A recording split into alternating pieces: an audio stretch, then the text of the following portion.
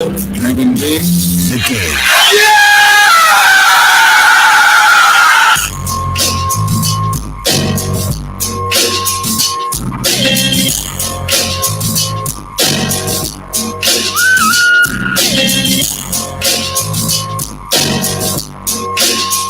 Welcome in on a Thursday morning. Bill Gunner, Patrick Perrette, Jen Jensen up.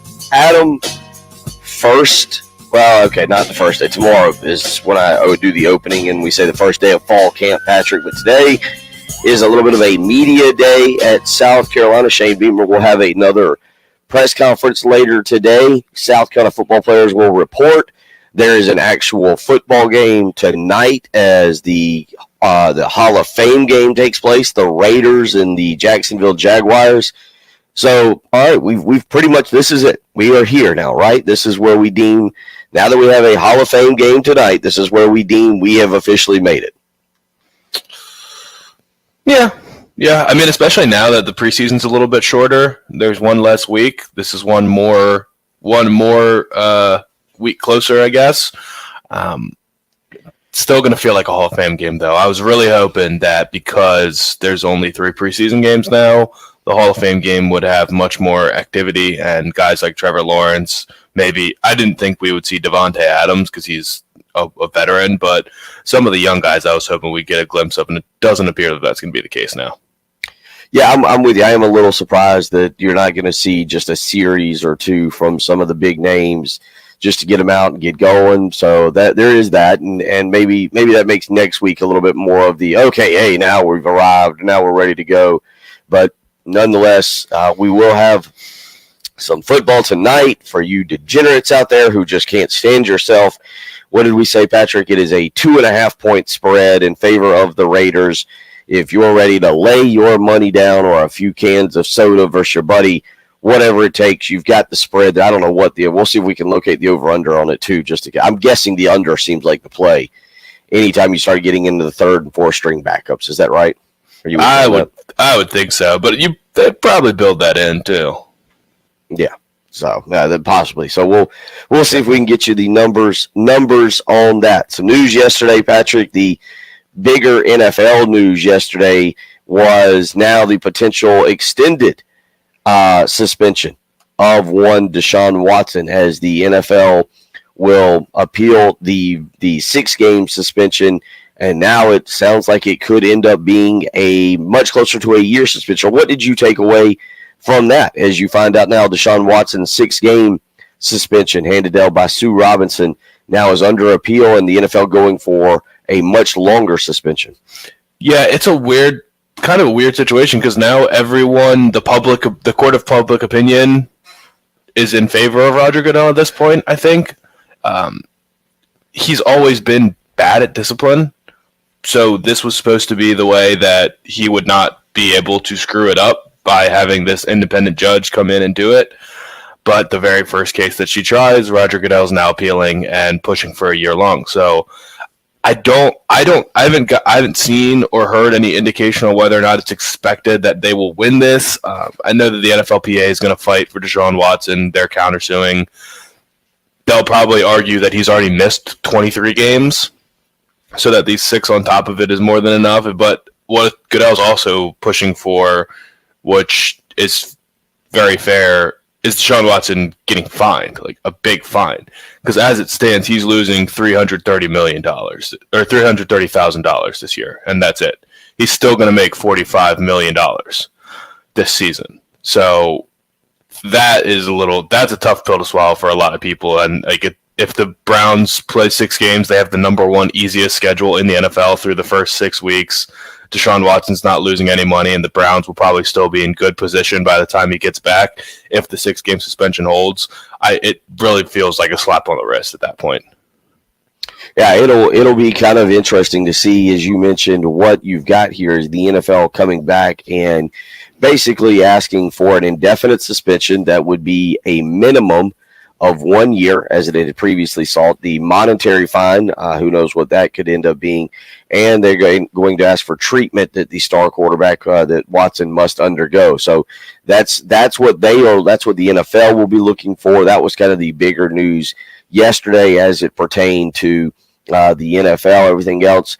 A little bit more on the quiet side, Patrick. That was kind of good to see after a Tuesday that featured a couple of injuries that you just kind of hated to see, but not many quite as much yesterday. So that's a good thing. We'll end up kind of keeping track of that. And again, a game tonight that we'll talk a little bit about this morning. Also coming up later on 7:00, JC Sherbert will join us from 7 to 7:30.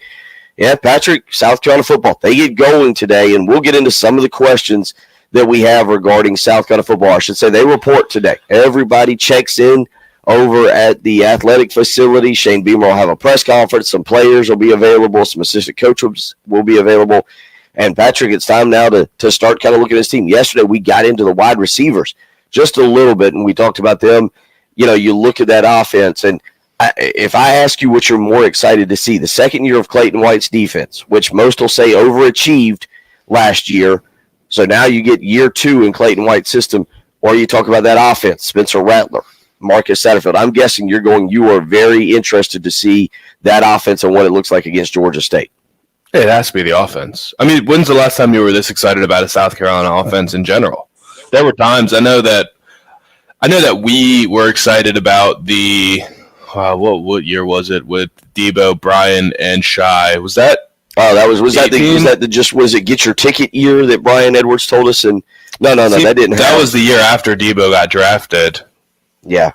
So, I mean, you knew that you were going to be good. Their offense was going to be good that year, and that was also where it was every single year the narrative was, we're going fast this year. Tempo's everything, and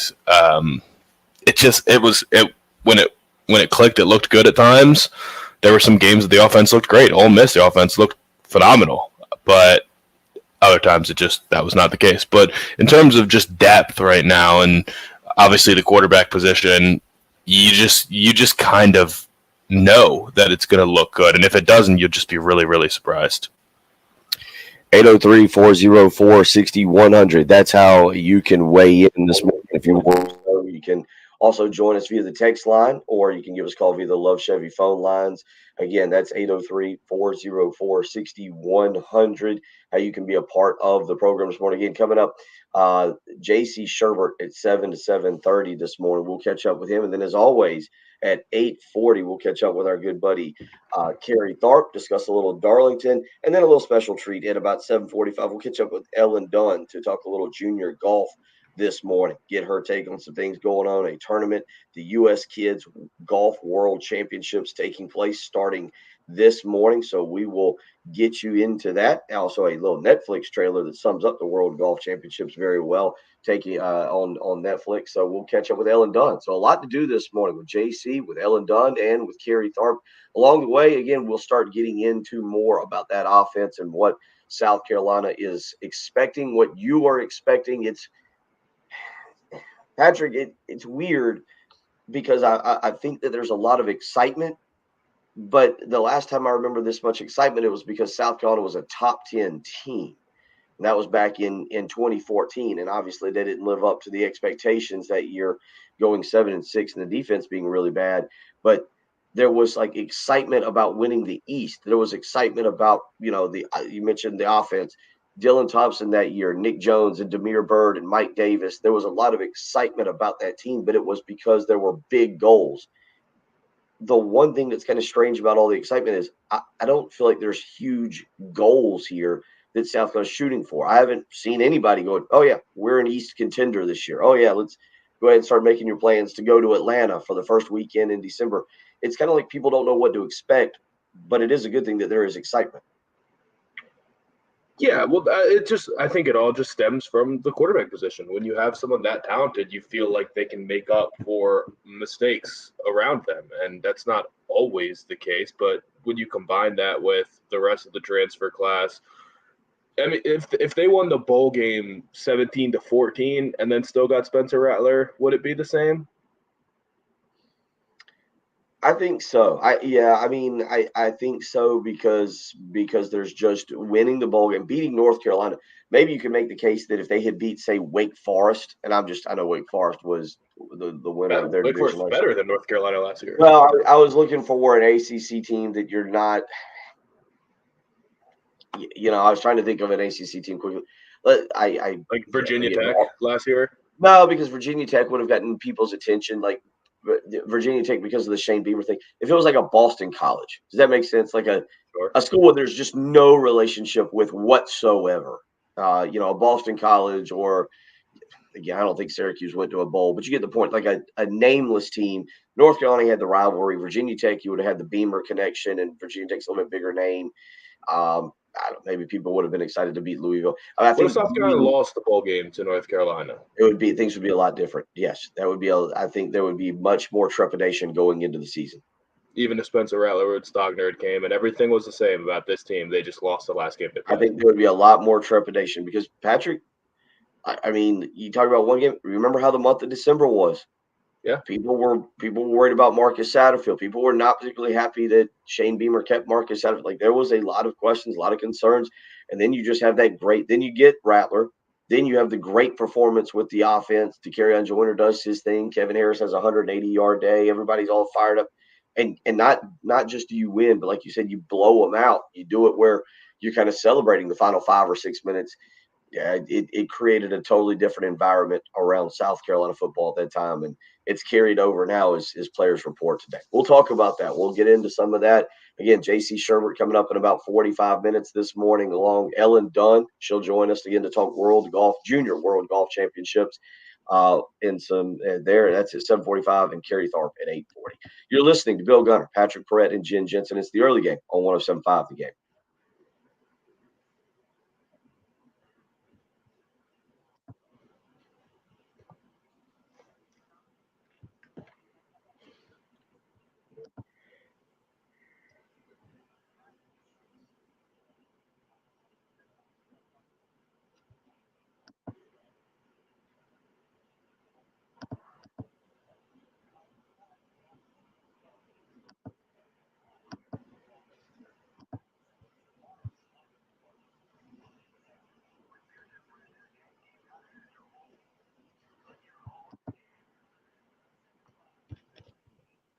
School almost back in session, almost time to get everybody back. And one of the things that's great about the kids going back to school, they're not bringing mud all in through your house throughout the day. They are back at school. Your house can stay cleaner a little bit longer. So that means it's time to call Zero Res. Go ahead and get a great cleaning from Zero Res with their patented ZR water technology, scientifically proven to keep your carpet, your rugs, your tile all insanely clean for longer. That's what makes them even better, is that not only does it clean, but your house can stay cleaner longer. You get your house clean today, still be clean when you get to the start of football season. So call today, 803-262-4020. If you can remember my name, how hard can that be? Bill Gunner at 107.5 The Game. You can get 3 rooms clean for just $119. That's right. 3 rooms of carpet clean for $119 when you mention me, Bill Gunner at 107.5 The Game. You can, again, give them a phone call and schedule that appointment, 803-262-4020, or you can book with ease, ZeroResColumbia.com. Do that on the internet. Again, just remember my name, Bill Gunner at 107.5 The Game, and you get 3 rooms of carpet cleaned for $119. It's back to school time, which means it's time to officially clean up the mess left in your summer home. Don't wait any longer. Call Zero Res today, 803-262-4020, or book with ease online, ZeroResColumbia.com. Zero Res, spell it backwards or forwards. It's the right way to clean.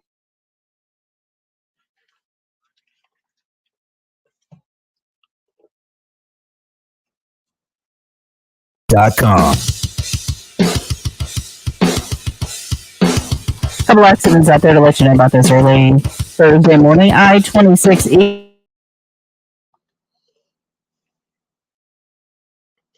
All right. Yep. Final day of basketball camp. Thank goodness. I actually played yesterday. And Patrick, 40 years old, playing basketball doesn't work anymore. Yesterday might have been the retirement game. You don't have to play it the way you've always have. I didn't play it the way I always have. Yeah, trust me. we were playing sideline to sideline on the two side goals, so we weren't even playing the full distance of the court. Now, one minor thing that could have been fixed was I was wearing low tops and not high tops.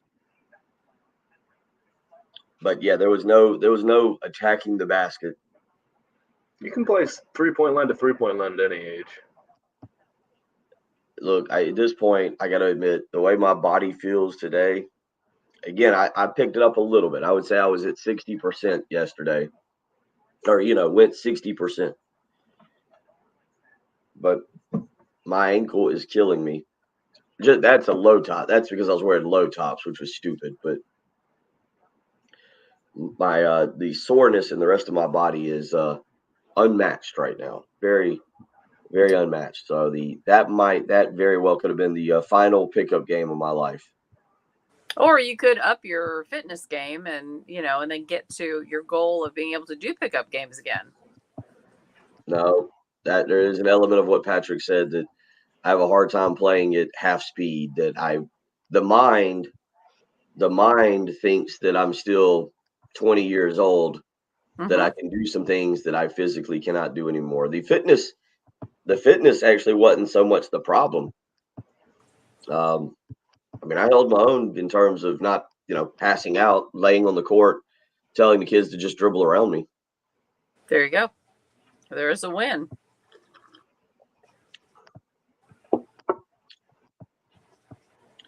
It's just the we need to get back to the elliptical where there's, and I'm serious. I am serious about this.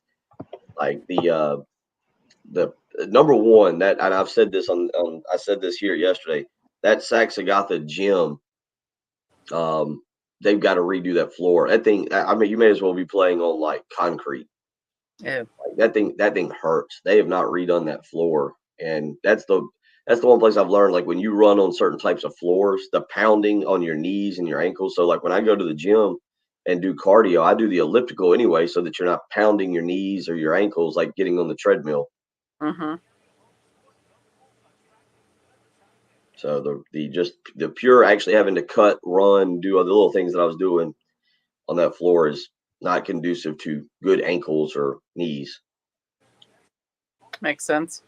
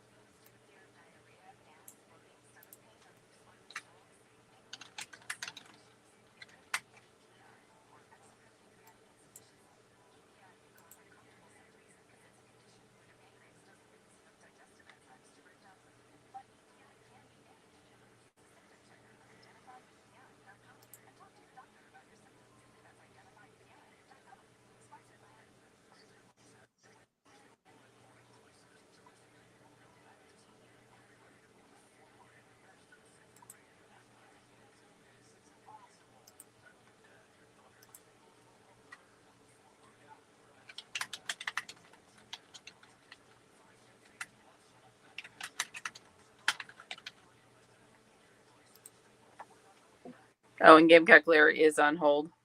Okay. I'm trash talking. Trash talk. Gotta get the Clemson fans fired up.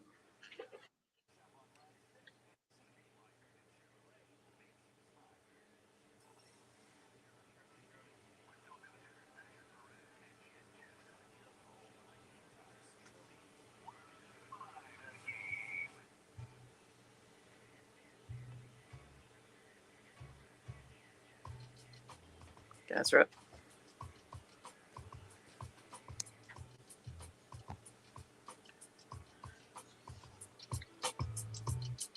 .621 on your Thursday morning, August the 4th. Gamecock football players reporting to campus, or officially reporting to campus. Obviously, Patrick, the voluntary workouts, as we know, that take place. Remember, they are still technically voluntary during June and July, but we know how voluntary those things really are. But today, the day that the players report back, and some of you weighing in, and Patrick, I think that this would be the feeling for more people, if not for the bowl game. I'm not saying there aren't certain people like this anonymous texter who says until Satterfield shows us he can consistently run a coherent offense, I don't care who we have as players, the offense will not be successful. Now, look, you do have to admit having a Spencer Rattler. No offense to Jason Brown, who look without Jason Brown, South Carolina doesn't go to a bowl game. No offense to Zeb Noland. Without Zeb Noland, South Carolina doesn't go to a bowl game. No offense to Luke Doty, same thing there. But having Spencer Rattler does allow you to be a little bit more coherent on offense. That will change things to some extent, but it raises the question, Patrick, of how productive do you expect this offense to be in 2022? Yeah, I mean, you expect them to be in the top half of the conference. I don't know what the points per game number is. I mean, I would think that this should be. Is it crazy to say this should be South Carolina's most productive offense ever? No, the 2014 offense was obviously really, really good, which is kind of crazy that that was again the one where Dylan Thompson set the single season passing record and was lights out, except for when he would get to the final 5 minutes of a game and kind of struggled. But that offense, obviously, Steve Spurrier calling the ball plays and everything that went along with it, was made for a very dynamic offense. You had Nick Jones, you had Demir Bird, Pharaoh Cooper, I think was part of that offense. He was part of that 2014. That was the offense that, again, Spurrier took out to Auburn because he knew his defense couldn't stop anybody, and he went for it, I think 4 or 5 times that night, and South Carolina lost a game finally because the defense finally just really couldn't hold up, and South Carolina's offense couldn't convert a few times late in the ball game.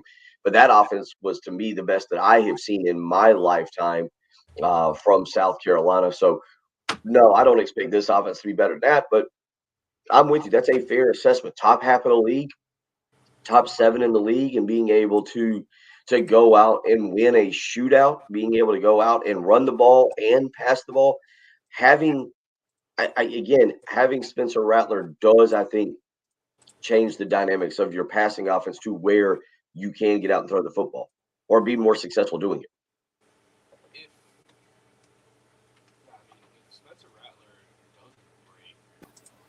Dylan Thompson's record, I think I'd be surprised.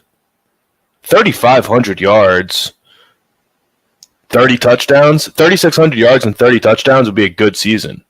But hasn't Spencer Rattler done? What has Spencer Rattler done already? Let me look this up. Do you know off the top of your head? No. When you say what has he done already? Like his freshman year, or his redshirt freshman year.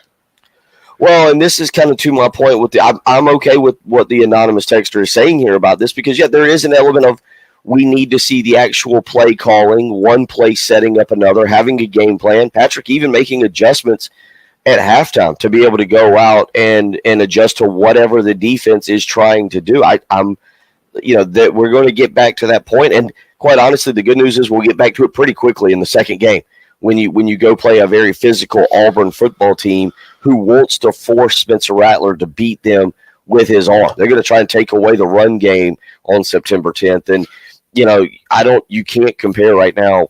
You go back and whatever the stats are going to be and say, well, he did this at Oklahoma under Lincoln Riley, because if you talk about what top 5, 6 offensive minds in college football, Lincoln Riley's what 2 or 3? He's at worst, at absolute worst, he could be 1. Yeah, that's what I was going to say. I mean, so I don't think you can compare. What did you get the numbers there on the freshman season? The other thing is it was an all-conference schedule. True. It was all Power 5 games, so we didn't really have the stat padding games. So in 2020, in the 10-game COVID-shortened season, he had 3,000 yards and 28 touchdowns.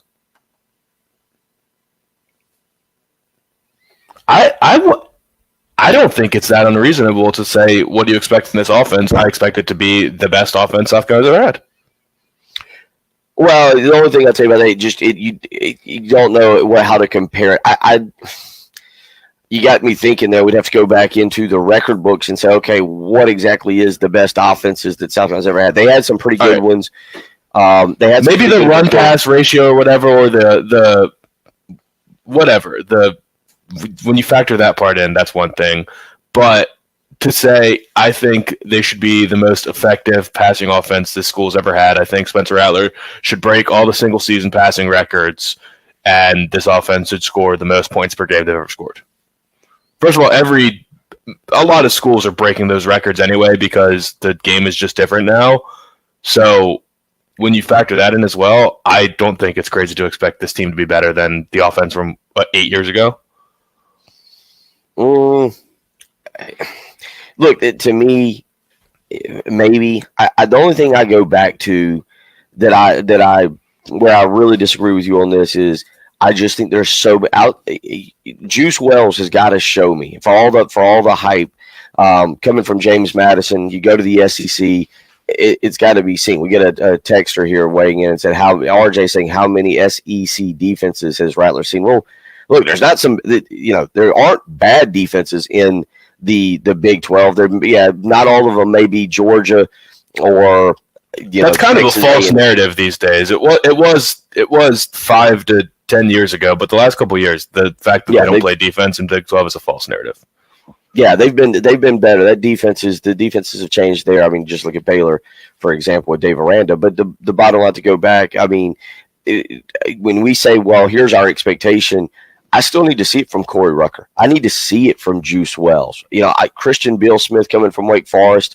Again, to me, it's a Power 5 conference, just the same as it was. With Spencer Rattler and Austin Stogner.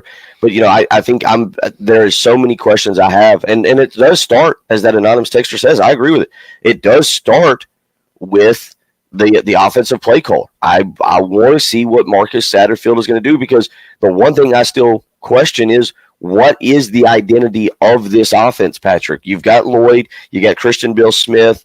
There's been a lot of glowing reviews already about Rashad Amos, Juju McDowell's back there.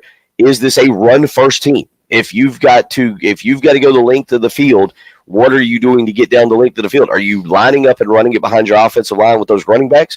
Or, are you snapping it back to Spencer Rattler and letting him throw it around? If I ask you real quick before we go to break, what is the identity of this team? What do you expect to be the identity of the team? What would you say? It will be the throwing the football, but I didn't want to say intermediate passing game. Okay, well, but if you're going throwing the football, I'm not sure it will be. We'll continue talking about this. Gamecock Larry's ready to do a little trash talking. Some of you are ready to talk a little football, except for RJ. Says that typical. We are the first day of practice predicting the best offense ever. Well, RJ, that was Patrick. Pay better attention. It's just one guy. Nobody else is saying that right now, but Patrick's making an argument for it. So settle down. Talk a little. I didn't predict it either. I said what should be the expectation, or what would be satisfactory. Sure, you got the best quarterback you've ever had in the program, at the most talented quarterback you've ever had at this program. We'll get RJ a lesson on predictions. A man who knows how to make them will join us next. Gamecock Larry coming up in about 30 minutes. Also, JC Sherwood will join us. So a lot to do this morning. We'll get Gamecock Larry's predictions. Patrick, he'll tell us how you make an informed prediction. Or we can just do 3 hours of radio for the next month and not make any predictions. No predictions. We don't know, because it's an unknown. If you don't know, why would you ever speculate, right? Just 3 hours of airtime to fill every day. 803-404-6100. You're listening to the early game on 107.5 The Game. Year was 2007. The Spurs were crowned NBA champs. For the third time in 5 years, and the fourth time in their rich history, the San Antonio Spurs are NBA World Champions. The Ducks won the Stanley Cup. The Anaheim Ducks are the Stanley Cup champions. And on November 12th, 2007, 107.5 The Game went on the air. Steve Spurrier, 107.5 The Game is on. You're listening to the Halftime Show with Jay Phillips, Canadian and Tim Steele on 107.5 The Game. And now we're going to celebrate our 15th anniversary with you, because without you, there is no us. Our 15th anniversary celebration on 107.5 The Game is sponsored by Lexington Orthopedics and Sports Medicine, getting you better sooner. You're home at the Gamecocks. 107.5 The Game. getting a great night of sleep, let me tell you, when you do a sports talk radio show in the morning, getting a great night of sleep is valuable. Trust me, there are not many who get up every morning got to be completely awake and alert at 6 a.m. I'm one of those, though, and getting a great night of sleep with a Sleep Number bed, it has been about the best thing that's ever happened to me. Put that Sleep Number setting on 45. I wake up rested, refreshed. I'm ready to go each and every day. And right now, you can get a great deal and do the absolute same. You can save $500 on the Sleep Number 360 C4 Smart Bed Queen, now only $1,299. It is Sleep Number's lowest price ever, only at a Sleep Number store, two to choose from, one in Irmo on Harbison Boulevard across from Buffalo Wild Wings, the other in Columbia, 2 Notch Road across from Sand Hills Mall. You can visit them on the web, sleepnumber.com. People always ask, why choose proven quality sleep from Sleep Number? And I tell them, answer simple, because every great day starts the night before. So you can get a great night of sleep by making the switch to Sleep Number today. Again, save $500 on the Sleep Number 360 C4 Smart Bed Queen, now only $1,299. It is the Sleep Number lowest price ever deal. Get to a Sleep Number store today. Make the switch to Sleep Number and find out what a great night of sleep is truly like. 107.5 The Game traffic from the Shepherd's Glass Traffic Center. Shepherd's Glass, a true reflection of quality. ShepherdsGlass.com. Taking a look at the traffic conditions out there this morning.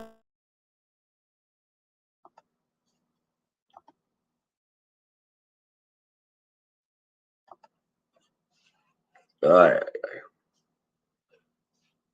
Oh, yeah. The legs are feeling it.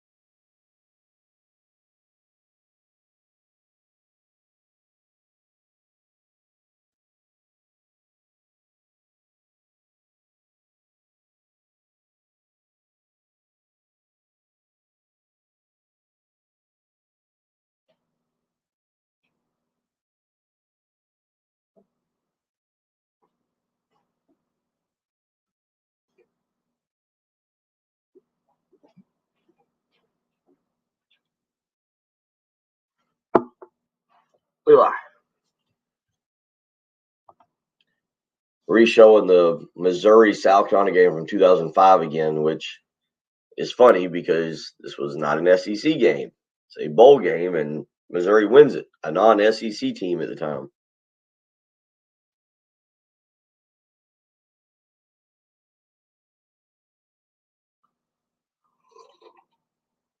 But there is Sidney Rice making a catch.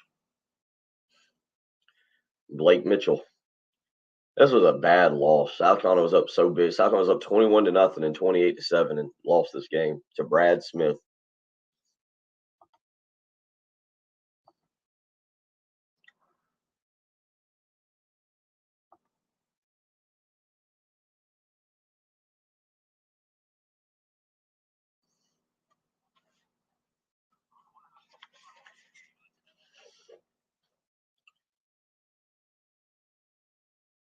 6:37 on your Thursday morning.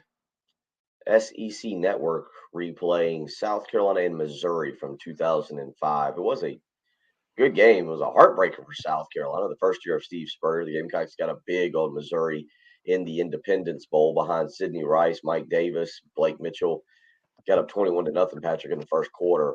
Then was up 28-7 in the second quarter and ended up losing this one 38-31. I believe was the final here. Tough loss there in Steve Spurrier's first year. And kind of going back to our point, South Carolina under Steve Spurrier that first year had a pretty good year. They were 7-4 going into this bowl game. They had just lost a very tough game against Clemson, 13-9, but they got to the bowl game, and yeah, the loss kind of dampened the season a little bit again because they were up big and lost. But it was the next year South Carolina got off to the hot start. I think they started 4, 5, 6 and 1, I believe. Lost to LSU down there in Baton Rouge, and Patrick, it was the carryover from the year prior, much like what we're talking about today, as the carryover from the year prior and what kind of offense it will give South Carolina going into 2022. A couple of you weighing in. Gene saying Spencer Rattler has a chance to break records if the offensive line holds up. Matt weighing in. I'm with Patrick. There is more talent top to bottom than 2014. The offense should be better in 2022, and it's not even close. If Rattler doesn't pass Thompson, then it's a massive disappointment of a season. The pushback I have there, Patrick, is the offensive play coordinator. I want to see what Marcus Satterfield does with his offense. Do we see a wide open offense? What was it? Who was it under? Who was it, Patrick? Was it McClendon or Mike Bobo or was it, I forget, was it Marcus Satterfield last year? When was it that we were talking in the last few years about shots downfield? Was it Will Muschamp maybe after that in one of those games where they talked about shots down the field, but do you remember? Do you know what I'm talking about? Do you remember those conversations? Was it the North Carolina game? Was it? Yeah, you might be right. Was. How often is Rattler dropping back and taking big shots down the field? If South Carolina forces a turnover, do we see them go down the field? There's things like that I'm very interested to see as it pertains to this offense and what they can do, because that'll dictate a lot of the statistics you see when we get to the end of November. The thing is, the statistics are not that impressive. The records held by South Carolina passers are not impressive. So right. For him to break it would not even be that incredible of a season. Do you know what he'd have to average per game to break the record? You talking about for a season? For this season, yeah. If South Carolina makes a bowl game, yeah, for both. 250, 225, 274 yards, and he breaks the record per game, and 2.2 touchdowns over 13 games. But you just look at the schedule, and if he throws, say he goes out and throws for 400 yards in the Georgia State game, or throws for 400 yards in the South Carolina State game, or they duel with Tennessee and he has a 415-yard, 4-touchdown game, that puts him almost double that and gives him so much breathing room for every other game. I'd be surprised if there was a game where, in the Georgia game, do we think Spencer Rattler should be held to like 110 yards and no touchdowns? I don't think so. It would be disappointing. If they get their butts kicked, he's probably going to have good numbers because he's going to have to throw the ball to catch up. No matter how you slice it, I don't think that's that too difficult of a bar to set. It's not. The numbers are not that impressive. He's going to go to the NFL eventually, whether it's this year or next year. South Carolina has zero history of good NFL quarterback play from the university. Like our passing stats, I looked it up for last year. There were 14 quarterbacks that would have broken Dylan Thompson's single season record. Real quick, as I look back on this, you said the average. He needs to average. Now, I know these quarterbacks are different. Okay, I'm not arguing with you that Spencer Rattler's not better than Colin Hill, Luke Doty, everybody that we're about to go back through. You said he's got to average 274 yards. Do you know the last time a South Carolina quarterback threw for more than 274 yards? What game? Yes. Trying to think of a shootout. Was it Bentley? No. It wasn't Bentley, right? What, did Colin Hill do it? I don't know. Colin Hill did it in his first start against Tennessee in 2020. That was the last game that a South Carolina quarterback threw for more than 283. Colin Hill in a 31-27 loss threw for 290 yards. That is the last time a South Carolina quarterback threw for more than the average you just said, 274 yards. Yeah. When you break that down. And just for the record, if you go back to 2019, now again, different quarterbacks. I'm not trying to argue with anybody. I'm not trying to go down that path of different quarterbacks. But if you go back to 2019 and you throw the one start from Bentley plus the Helinski season, so you got the last 3 seasons, right? Last 3 seasons, 12 games, 10 games, 13 last year. The last 35 games, South Carolina's had 5 games, Patrick, 5 total games in which a quarterback has thrown for more than 274 yards. Now, that does go to your point that the passing statistics have been pretty bad. The offense, the last 3 years it's been hard for Gamecock fans to watch. We'll continue talking about this. We'll get to Gamecock Larry because, Patrick, you make some good points as it pertains to the quarterbacks that South Carolina fans have had to watch over the last several years and why this is a massive upgrade and why you can expect more. I'm kind of going back even a little bit further on some of these numbers for the 274 yards, but we'll kind of continue getting in that. We'll get to Gamecock Larry. If you want to weigh in, 803-404-6100. You're talking about, I was reading Chris. Chris's text line says, talking about South Carolina records makes me think about the old ball coach when he said, you ain't got to do much around here to break records. Well, still, that's true when it comes to the passing game. 803-404-6100. You're listening to the early game on 107.5 The Game.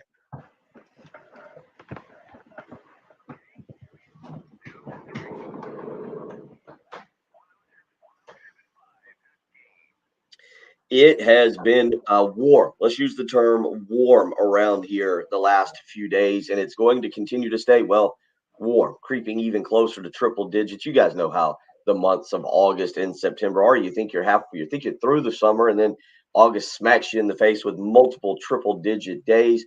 You want to make sure your air conditioner is working properly. And at AAA Heating and Air, they are here to make sure that air conditioner is indeed working properly. So give them a phone call today, 803-677-1500. Get AAA Heating and Air out to your house for a maintenance package. That's just where you can start, getting one of their qualified, seasoned professional technicians out to your house just to take a look at your heating and air unit, make sure everything is working properly. That's a great start. Then some of you might be in the market for a brand new heating and air unit. And the great thing about AAA Heating and Air is they guarantee financing. That's right. So if you're worried about spending a whole bunch of money and right now the family budget's a little bit tight, AAA Heating and Air guarantees financing, even if you've had a few bumps in the road with your credit. So don't worry about getting qualified for financing. AAA Heating and Air is going to treat you like a family member and make sure you get that new heating and air unit that your family deserves. 803-677-1500. That's how you can get in touch with AAA Heating and Air today. Get them out to your house, whether you need to maintain or inspect your heating and air unit, or whether you're in the market for a brand new unit. AAA Heating and Air is going to make sure they get you squared away, taken care of, and ready to deal with the hot summer months of August and September. 803-677-1500. Call AAA Heating and Air today. Tell them Bill Gunner sent you.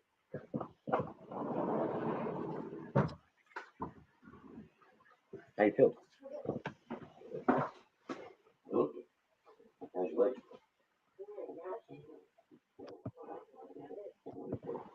One more full day, and then you get a nice day to relax tomorrow, and then we got U.S. All right, one of those games.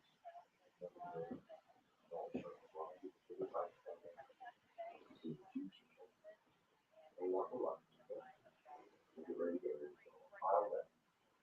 Sleep good. And then I'll go sleep.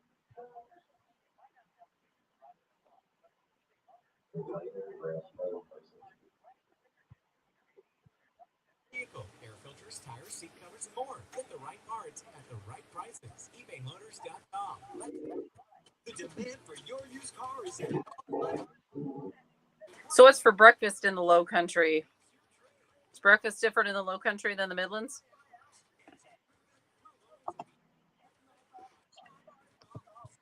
So Glenn, What were we asking about the Low Country? so Glenn said no, morning from the Low Country, and I didn't know. Is breakfast a little different in the Low Country than it is in the Midlands? It can be shrimp and grits. More shrimp and grits. can't see that for breakfast. Maybe some alligator. Not really. Okay. Yeah, I don't think I can do shrimp at 5 a.m. 5 a.m. or 7 a.m.? I don't think I could do shrimp before lunch. Really? Come on, Jen.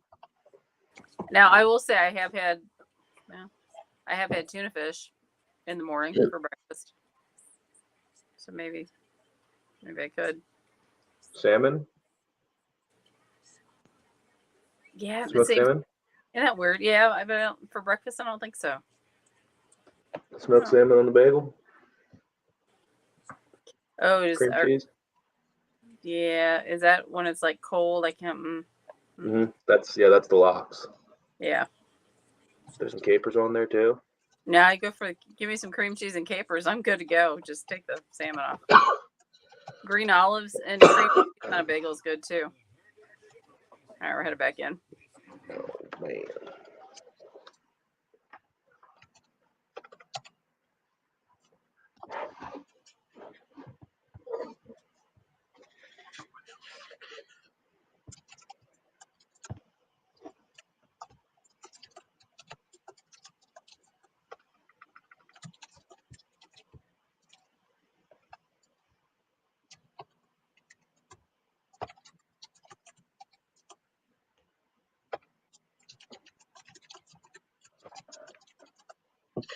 (803-404-6100). As I'm not sure whether some of you like it or not, but as we say, it is still talking season. Talking season hasn't wrapped up just yet. There's still plenty of talking to be done. And the president, the head honcho, the head man, the general of talking season joins us now. Gamecock Larry, who leads the way. Gamecock Larry, I expect nothing but fine things from you this morning when it comes to a little trash talk. You've narrowed it down to 3 teams and setting some predictions. You have big shoes to fill this morning. How you feeling, young man?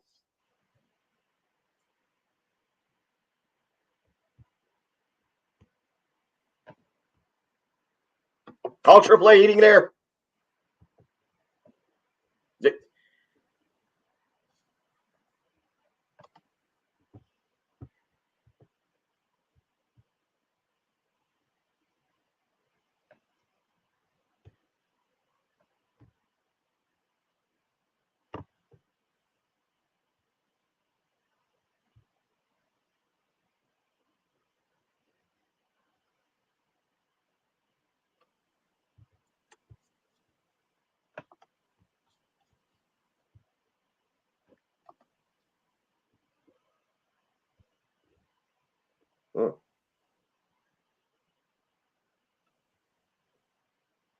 Oh, okay.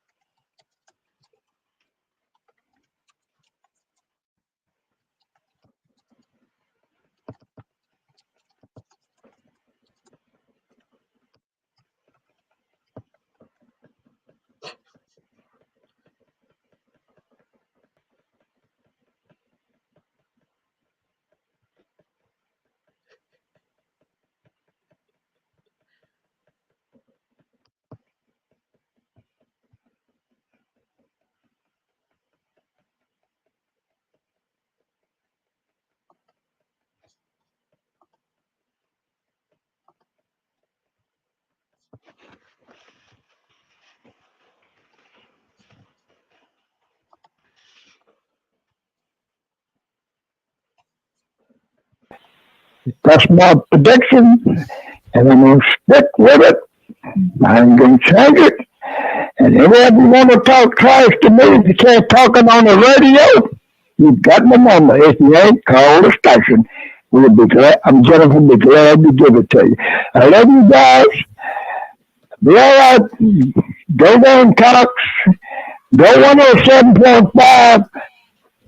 And call me, Clinton. Sean, call me. You got my number, buddy. Talk to you later. Love all you guys. Talk to you later. Love Love you too, buddy. That was a man who he worked himself up there by the end, didn't he, Patrick? We got to the official Gamecock Larry giving a prediction and saying he's not going to give a prediction, but 12-0. I was a little confused on the Arkansas. Why if South Carolina beats Arkansas, they won't lose a game against the rest of the East. I don't know if Arkansas is the barometer we're setting for the East or not, but it did sound like what we were going with that. I think so. Yeah, Arkansas would be the best team in the East. That's what he's saying. Okay, all right, yeah. We'll find out. We'll find out right away if South Carolina is going to go 12-0 or not. It's true. That's true. Yeah, we will find out. If they lose week 2, they can't go 12-0. Then he will predict 11-1, and then and depending on what happens week 3, there could be a 10-2 prediction coming down the pipe. That's all very possible, right? It's all very, very possible. So, and Jen would be happy to field any calls for trash talkers. Yeah, Jen apparently Gamecock Larry does not feel you do enough in the studio. He off air, Jen was talking about eating breakfast, and there may have been. Did you say you ate some tuna this morning, or it's just that's occurred in the past? Tuna fish for breakfast sounds.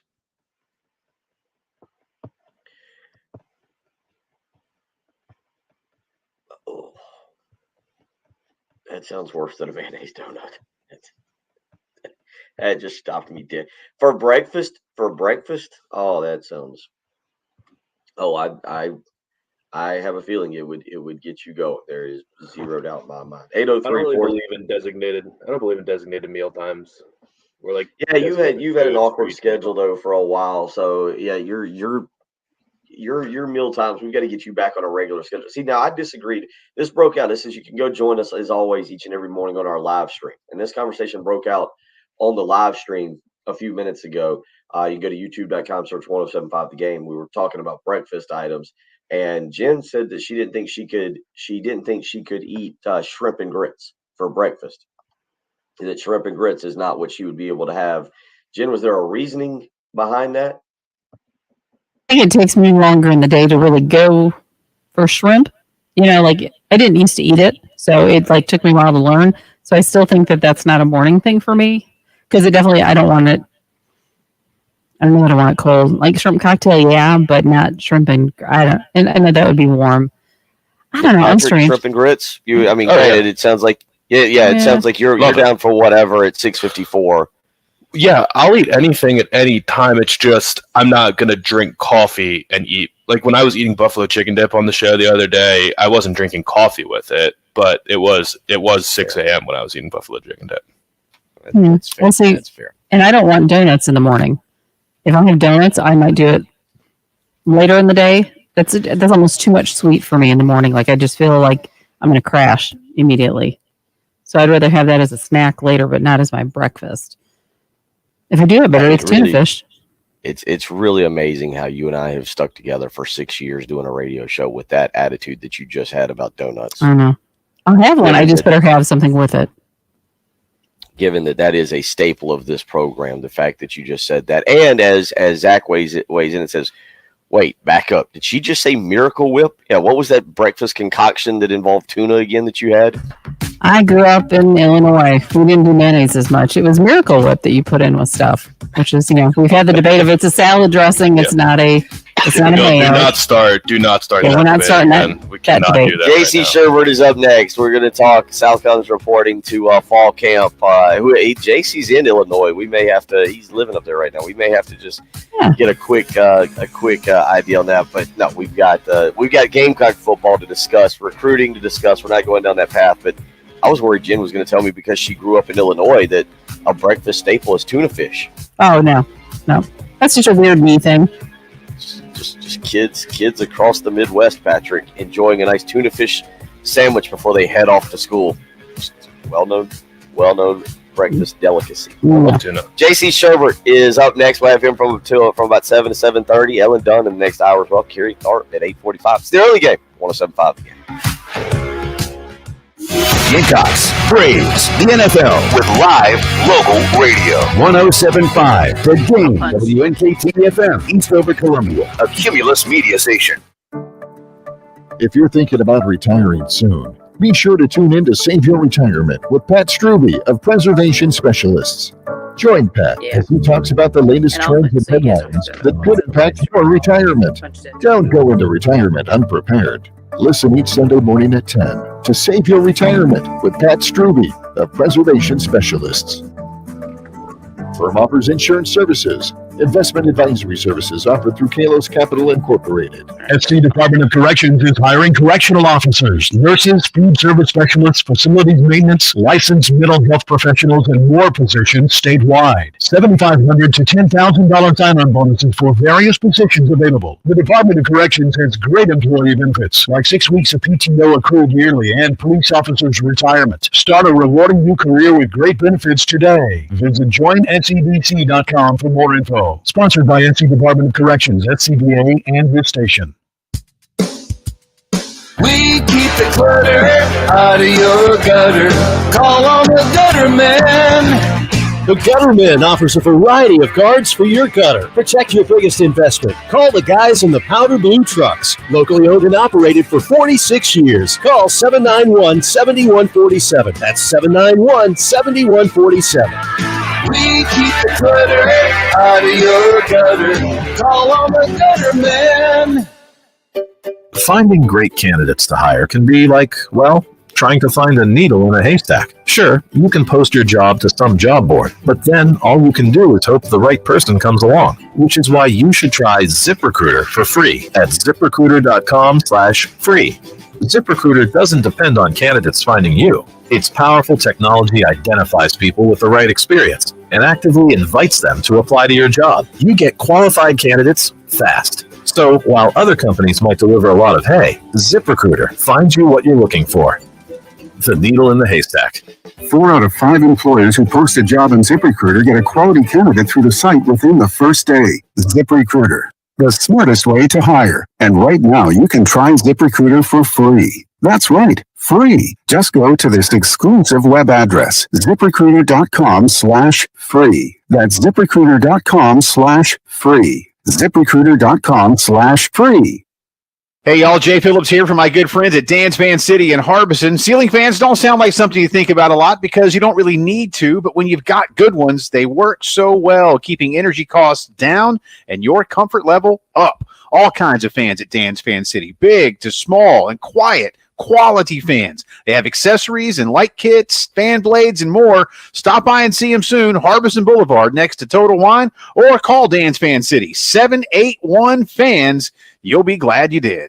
The early game with Bill Gunter. A traditional pool party for the NASCAR Pick'em winner. That would be pretty cool. I mean, you think about it, it would be me and me. Patrick Barrett and Jen Jensen. So a better party. Oh, But yeah. You, your ego, and your second ego. I mean, that would be a great party. That would be so much fun. Those are the people that I love the most. Because I love me some me. On your home of the Gamecocks. I love me some me. I can't stand myself. 1075. Let me finish, Bill. The Game.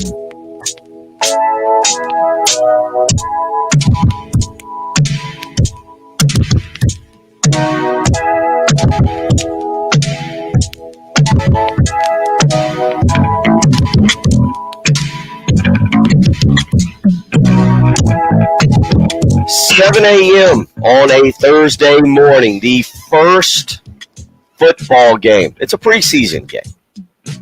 It's the Jags and the Raiders, but the first football game of the 2022 season, Patrick, is upon. We are starting to, I guess the lines are starting to be a little vague now when you throw in some USFL games, CFL games, XFL games. I guess the lines do get a little vague, but today is the official start, right? Like the first official game in which a score will be kept. There will be a winner, a loser. Some guys will be cut probably later tonight for doing something they shouldn't do. It is a fun day, even if you're only going to watch about a quarter. Yes, I was just looking up to see if any Gamecocks were playing in this game today. Can you name the one Gamecock? AJ, well, does Can count? Is he playing? Is that who you're giving me? That's not who I'm giving you. He plays for the Texans now. Oh, boy. And it's not Keyshawn Nixon. I did not realize Keyshawn Nixon was no longer a Raider. He is a Packer now. When did this AJ Cann to the Texans occur? How did I miss that? I I think feel like last I year. should have caught that. I think this is I his think I first year should've- there. Oh, okay. I feel like I should have caught that during our countdown of 30 for 30 there. I did not. I totally missed that one. Who you got? Who's the one player? Elliott Fry. How about that? Yes, that's In a right. legit Elliott battle. Fry. Yeah, well, real quick, can you rehash what had to transpire for Elliott Fry to get a shot to be a kicker for the Jags? The kicker that they had brought in shanked a couple and took out a few unsuspecting bystanders at Jags, the first day of Jags camp? I did see that day one of camp. He completely botched it and drilled some fans, but I didn't know. Not Elliott. Not Elliott Elliott Fry. I don't know that there was a name attached to that. I thought it was an unnamed kicker. I forget, but that was not a great start for the Jags this year. We'll talk more about that. It is the official first football game of the season. Shane Beamer also talking this afternoon and here to discuss Gamecock-related activities because football season is finally upon us. JC Sherbert of thebigspur.com. And JC, it's actually, I think it's actually been a fairly quick summer. Would you agree with me on that? It seems like a newsy quick summer. A lot of commitments, some discussion on realignment. I'm glad we're here, but it seemed quick.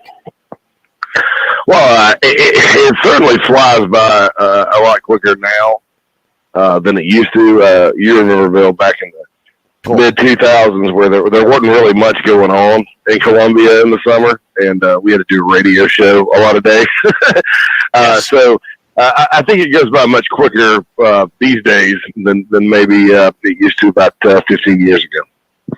It seems to have picked up. Well, the good news is the team reports today. And Jason, let's start with the team, then we'll branch out to some recruiting because some good things happening there for the Gamecocks as well, and some odd, weird things that we'll ask your opinion of on a certain commitment, decommitment, recommitment. But in terms of this team, Patrick and I are kind of debating this, and I'll be interested to hear your opinion. Patrick, both of us are kind of saying that this offense could be as good as the 2014 offense. I'm saying 2014, so slightly before Patrick's time.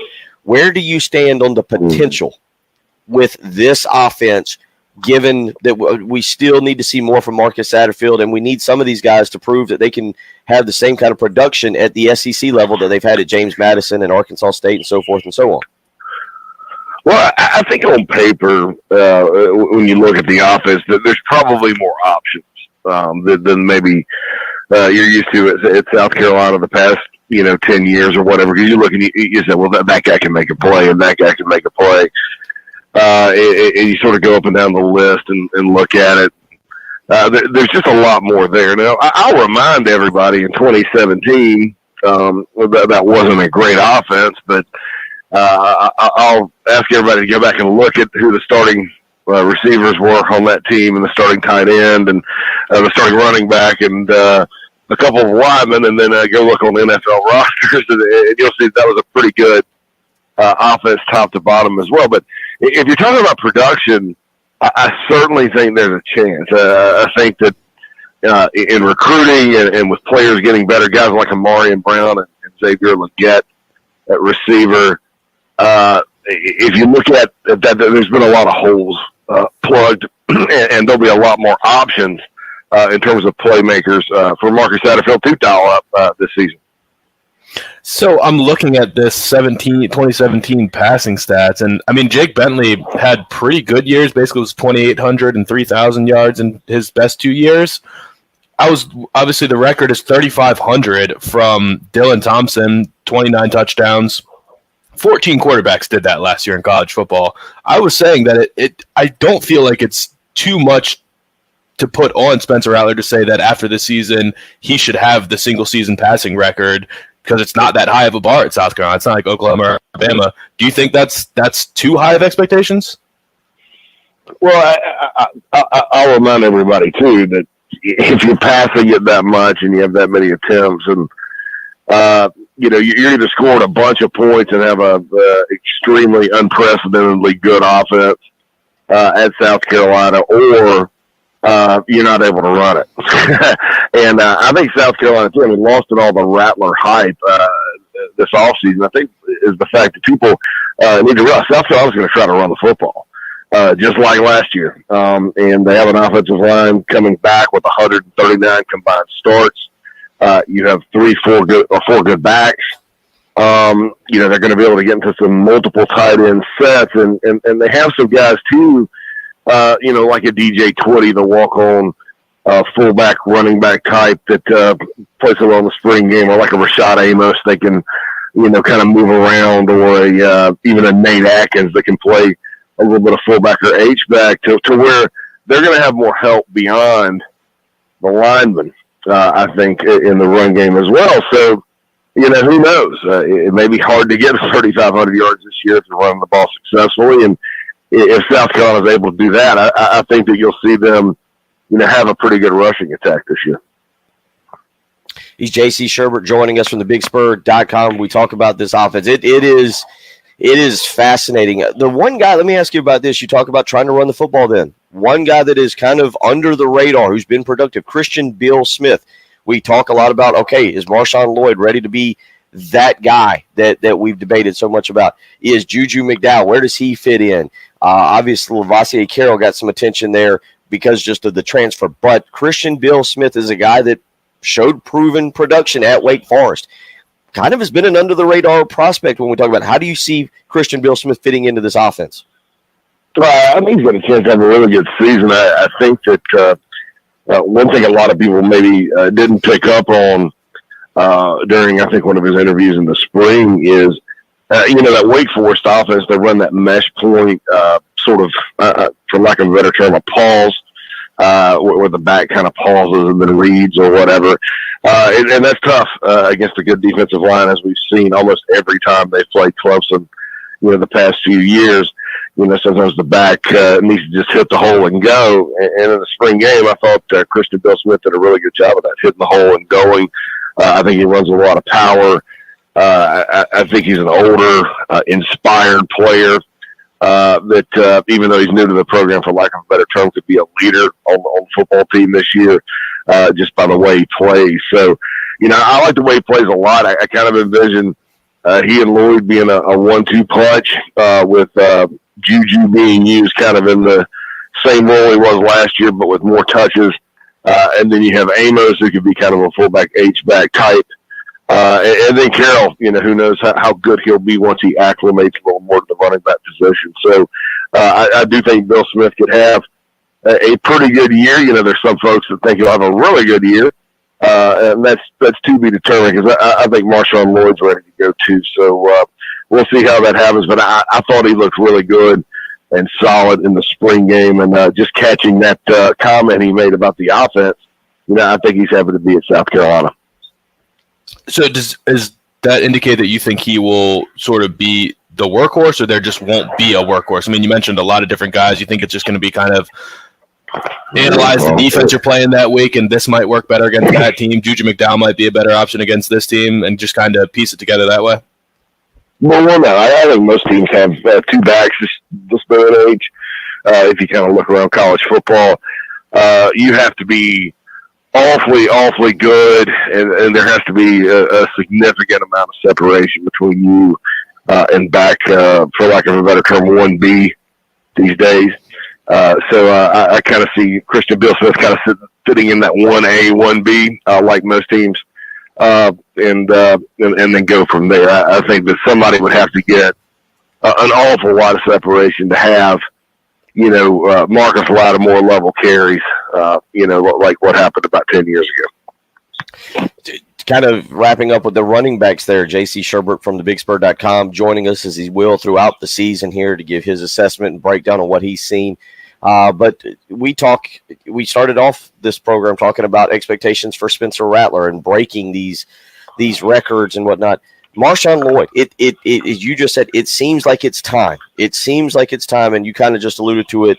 You don't see him getting the bulk of the carries. It may be closer to 50-50, but what should fans expect from Marshawn Lloyd, you think, this year? What is a realistic number? 600 yards, 700 yards? Where do you start putting the Marshawn Lloyd, I guess, first real season together? Well, I think you're going to have a really good year. I also think that when you look at last season, he was kind of a victim of circumstance at times. He'd go in a game do something good, have a big run. Next thing you know, somebody would inevitably miss a block, and he would just get racked in the backfield. I mean, he took some of the hardest hits of anybody last season, and it wasn't all on Marshawn. I think he just kind of happened to be in the game when some plays catastrophically broke down at times. But I think you're going to see more confident back. I think what he brings to the table is he runs with power and really excellent footwork, cutting ability. He's got really good vision. He's worked awfully hard to get back to where he was at. People forget he was going to probably start over Kevin Harris in 2020 as a true freshman before he had the injury in the preseason. So I think he's just taking a little time working his way back, getting confident in his leg, getting confident in the new offense. But from all I've heard, he's ready to go. And so we finally will get to see, I think, a guy that's not only a more healthy, confident in his body running back this year, but someone that's mentally ready to go get it too. And I think it's possible to have a really good season. Like I was saying, there's a lot of on paper options, and so you sit there and say, well, Marshawn could rush for 1,000 yards. Well, who you take those other carries from? I mean, that's kind of how do you get there? How do you get him enough touches? Would kind of be my question. Just based on right now, before we see any sort of separation in a game or anything like that, throughout practice or whatever. He's J.C. Sherbert joining us this morning. We're going to hold him over for one segment because, excuse me, not only is the Gamecocks reporting today, recruiting is at a very interesting point right now. A big weekend the Gamecocks are coming off of, and potentially a big day tomorrow with another commitment. We'll get JC's opinion on that and where this recruiting class is heading when we return. You're listening to the early game on 107.5 The Game. Here's what's coming up on the next Extra Point. Hey guys, Jason Fowler here from the Extra Point, and coming up on the Thursday edition of the Extra Point, the players report for practice today. We'll have plenty of Carolina football talk for you, including some coverage. Once we get audio from Chambina, assistant coaches, players, a whole bunch of people that will be available this afternoon. A little bit more on the Dolphins story as well, a few more interesting implications there, but a lot of Carolina football. First day of practice is tomorrow, so lots of football to get to on the Extra Point. With Pearson, Preston, and Gamecock Central. 9 a.m. to noon. On your home of the Gamecocks. 107.5 The Game. 107.5 The Game traffic from the Shepherd's Glass Traffic Center. Shepherd's Glass, a true reflection of quality. ShepherdsGlass.com. Well, we have great news. All earlier accidents have been cleared, so we're loving that for you Thursday morning. And your forecast for today, we are looking for some, kind of hot and humid conditions yet again. But few clouds here and there. 93 for the high, 94 tomorrow, 93 for Saturday. Right now, though, 72 at 107.5 The Game. This is Zach Gelb with the CBS Sports Minute, sponsored by AutoZone. Get in the zone, AutoZone. Former Jets defensive end Lee J. Doosball told me that he expects the Patriots to take a step back this year and believes the Jets could finish ahead of both New England and Miami in the AFC East. I'm not even sold that the Pats or Dolphins make the playoffs, but both should have 8 to 10 wins. The Jets did improve their team this offseason, however, they'll still finish in the basement of the AFC East in 2022. I'm Zach Gelb. Get in zone, AutoZone. Welcome to AutoZone. What are you working on today? Thinking about gas mileage. An oil change with quality oil like Pennzoil Platinum Full Synthetic can help your engine get more out of every mile. Right now, you can get 5 quarts with an STP Extended Life Oil Filter for only $35.99. Get what you need for better fuel efficiency at any of our 6,200 stores or on AutoZone.com. Restrictions apply. 5X480. Take B100 V-Belt. Even mini parts for your carries. It's also the item that helped Rob carry the day. The valve is on hold. Deadline fast approaching. For a quick search on Grainger.com, Rob found his part. And it's same-day pickup at his local branch. Being prove that the job's done. Safety and on time. Good supplies and solutions for every industry. 3:30. Call. Click on the official time. Bye. Grainger. For the ones who get it done. Sponsored by Family Dollar. At Family Dollar, we've got more of what you want for back to school. Kickstart your day the right way with cereal from General Mills, Post, and Kellogg's. Fall back into fashion with a huge selection of apparel and footwear for the entire family. Family Dollar, helping you do more. If you have tax problems, it can affect all aspects of your life. I'm sorry. Now's the time to do something about it. 3:30 is Hi, when I'm they start local doing their attorney John one-on-one, Eckman with Shane the Beamer. Eckman Law Firm. Everyone at our firm truly believes we can improve the lives of our clients by eliminating the stress and worry of IRS tax problems. We're a local South Carolina law firm dedicated to resolving your tax problems for good. Simply put, we solve tax problems. So if you're facing IRS tax liens, 3 o'clock. I'm sorry, 3 o'clock. 3 o'clock for Shane Beamer today. And then assistant coaches from 3:30 to 4. And student athletes from 4 to 5. That's your schedule for today.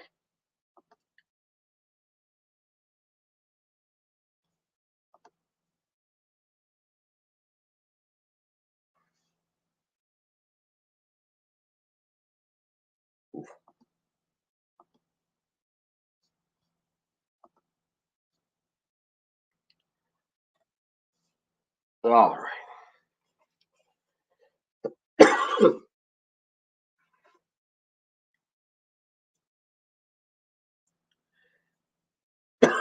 Patrick, I was trying to see who's on this poster. I know that 17 is Devontae Adams for the Raiders, right? But I don't know who this is, this guy for the Jacksonville's on the poster, because I find it kind of amusing if that's Devontae Adams. He's on the poster for tonight's game, even though he ain't playing a snap. Adam Schefter put out the tweet.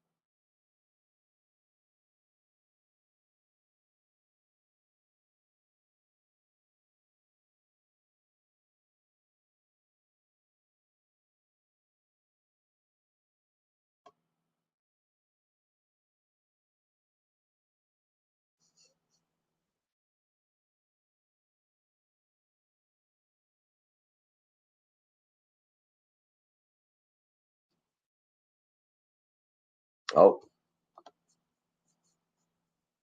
Shane Beamer's Gamecocks took on double-digit favorite North Carolina in the Duke Mayo Bowl in Charlotte. With 10:15 to play in the first quarter, Dakereon Joyner and Jaheim Bell showed the nation that this underdog would have his day. For our Todd Ellis and Tommy Suggs. Takes Kevin Harris over to the right side, working out of the shotgun. DK puts some mouthpiece in. He wants to roll and throw it. First time this year. Slings one down the field. It's Jaheim Bell caught over the shoulders at 30. At the 25, running away at the 10. 5. Touchdown, Carolina. Touchdown, Jaheim Bell. 69 yards, the first pass of the year from Dakereon Joyner. What did we wait for? What did we wait for? Boom. You know, we knew there were going to be some wrinkles. We didn't know that wrinkle particularly, but Bell is let's talk about John. Let's talk about Bell. Number one, to line him up at running back. He runs down here. Then we send him out there. What a talented athlete he is. And that's our Old Timey Tip of the Day, sponsored by Old Timey Meat Market with 3 locations, Lexington. Broadcasting live from the Herndon Chevrolet Studios. This is 1075 The Game. Stop by or shop online today and see why Herndon Chevrolet makes you smile. The early game. Let's look at this. Patrick Barrett and Jim Jensen. You're home with the Gamecocks. The early game, 1075. The game. Want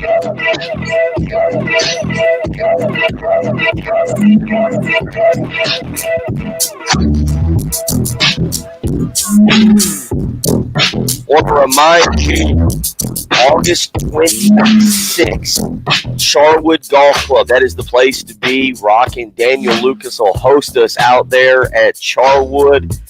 Should be a lot of fun. It is the 107.5 The Game golf tournament. You can tee it up with us. $100 per player, $400 per team. Breakfast will be provided, plus lunch from Little Pigs Barbecue. We'll have a closest to the pin challenge. Long drive prizes, plus a hole-in-one cash prize. We'll have other prizes to give away, including football tickets, and a portion of the proceeds will go to charity. Call Charwood.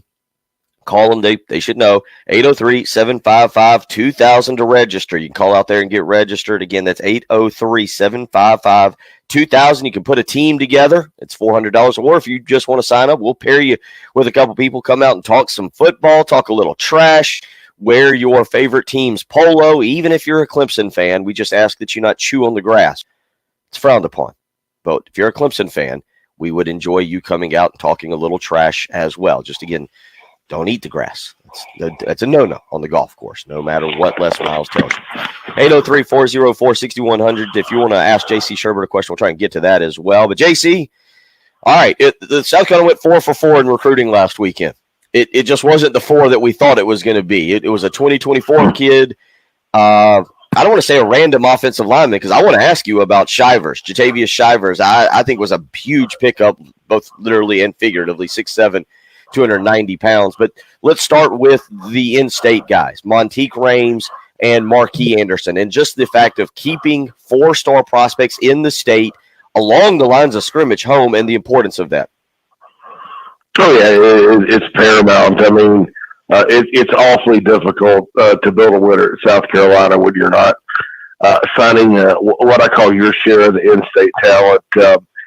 You're never going to get everybody. I think that sometimes people forget when Spurrier was at South Carolina, they did lose a Carlos Dunlap or a Gary Gray or Adam Patterson. Didn't really have a great career up in Michigan, but they lost him. He was a 4-star guy, 5-star guy. So they didn't get everybody, but they got their share. And I think getting a guy like a Monteque Rames out of Sumter, who's at a position of need at that edge position, and then getting Marquis Anderson out of Dorman, big offensive lineman who, that's kind of a long losing streak at that high school. For South Carolina, he's the first player since Michael Belcher in the class of 05 from Dorman to sign scholarship at South Carolina. So 17 years. And he's, top, 150 player in the country, a big, powerful offensive line prospect who had offers from all over. So big recruiting wins in state are always something that's not only Gamecock fans should get excited about, but it's necessary. And so I think those were awfully big. And then with Shivers, he's a guy that, according to some connections I have at Vanderbilt, they flat out said, look, this guy is not a player that's going to come in and start year 1, but by year 3, he could be as good as anybody in the SEC. That kind of upside. And again, you talk about where the player comes from.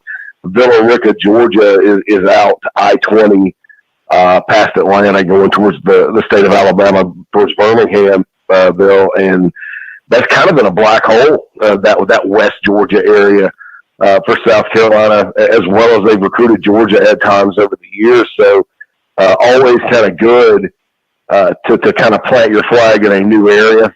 And I think that is kind of a newish area for the program to go in and get a guy. Certainly, when you look at the other schools that awarded them, Auburn and Michigan, they're at the end. Those schools are no strangers to recruiting quality linemen. So I think he was a sneaky good, kind of under the radar pickup. And like my buddy said, 2 or 3 years down the road, watch out for that guy because he could be awfully good. You look at this offensive line class that Greg Atkins and Shane Beamer have been able to put together right now. Travon Ball, Marquis Anderson, Shivers, who you just mentioned, and Isaiah Jatta, the junior college offensive lineman. Right now, those 4 What stands out about those four plus the class that they brought in last year of Kason Henry, Ryan Brubaker, and Grayson Maines? You look at those seven. I know we'll get to a few other guys here in just a second, but what about those seven guys should give people hope for the future in terms of changing the DNA or the athleticism? What do you like about the guys that Atkins and Beamer have focused on so far? Well, I think they all kind of play with a toughness. They're all different types of players, too. Last year's class was interesting because, you get Brubaker out of Pennsylvania, and he's sort of the guy that's ranked highly, and then Grayson Maines was a guy whose stock was rising right when he committed. And then Kason Henry was kind of the forgotten guy. Well, I kind of think Henry may be, not only ahead of the other two right now, but may end up being better than the other two because he plays with a real nasty streak and is a guy that a lot of folks in Georgia kind of scratch their heads about, why doesn't this guy have 50 offers or whatever. And so I thought that was kind of an interesting three-person class from that standpoint. But this class this year, it sort of reminds me of some of the really good offensive line classes they've had. Now, probably not everybody will pan out. That's just the nature of the offensive line. But you have size, you have footwork, you have athleticism, you do have toughness. And they've done a good job, I think, of going and finding their share, but also taking some guys, getting some guys like Anderson, and if they get Babalade this week, Big Tree is what everybody calls him. That's another guy where they've it's a no-brainer battle that they've gone and won. And so I think on the offensive line, that's a great philosophy to have is, you're not going to find enough no-brainers out there that you can get that always pan out because there's not a high hit rate at that position. So most schools do have to go find guys. And I think that Atkins and the recruiting staff and Shane Beamer and those guys, they're doing a fantastic job of leaving no stone unturned, but also, getting in some battles and winning them at that position, which was a focus for this class. Oh, okay. By the way, everyone's eyes are on him, but after that, I think attention's going to turn sort of back to the state. You look at Xavier McLeod, and then the big fish is Nicholas Harbor. Have you heard anything about that? I know he put out the tweet after he was on campus with a little edit of the South Carolina jersey. Just an absolute freak athlete. How do you think South Carolina's looking with someone like that? Well, I think it's with any guy that's a 5-star guy, that's maybe a future Olympian, competition's going to be stiff. I think the better they do with guys like Babalade and Desmond, I can't pronounce his last name, but the defensive end from up in the DMV, the more momentum they have in that area, the better shot they have. I don't think it's out of the question that South Carolina gets Harbor. I would not say that if I had a crystal ball, I would put it in for the Gamecocks right now. But I think that the idea about getting him on campus was to get him back for an official, and mission accomplished. So I think that the longer it goes, the more success South Carolina has on the field this year. Not just success, but I feel like I'm a better term of attention. Playing in big games, having a game during the week that really matters, that kind of thing. Maybe getting them down for a game for an official. I think all those things are going to add up. When you're talking about trying to get him, but any guy like that's going to be a battle. But I do think the Gamecocks are still in it, and the more good players they get, and the more momentum they have, I think the better story they have to tell with this class, and the better shot they've got.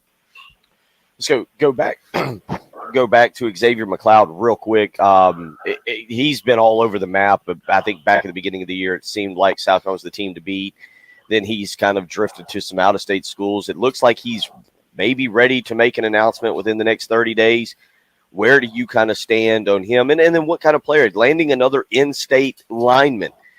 You and I, Ryan Bartow, a guy that we were good friends with, would call the Carolinas D-line heaven. And Xavier McLeod is another one of those guys that maybe people have soured on a little bit because his recruitment's been all over the map. But what is he like as a player? And then right now, where do you sense that he might be leaning just a little bit? I think he's got a lot of potential. He could end up in a wide variety. There's a wide variety of outcomes for him, just like any player that is sort of raw and needs development and all that. I think South Carolina's in pretty good shape right now, and I've thought so for the entire time, regardless of the social media chats or whatever to say otherwise.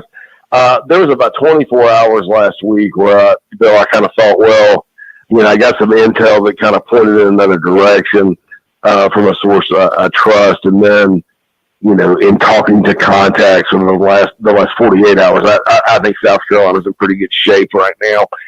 Could that change? Yes.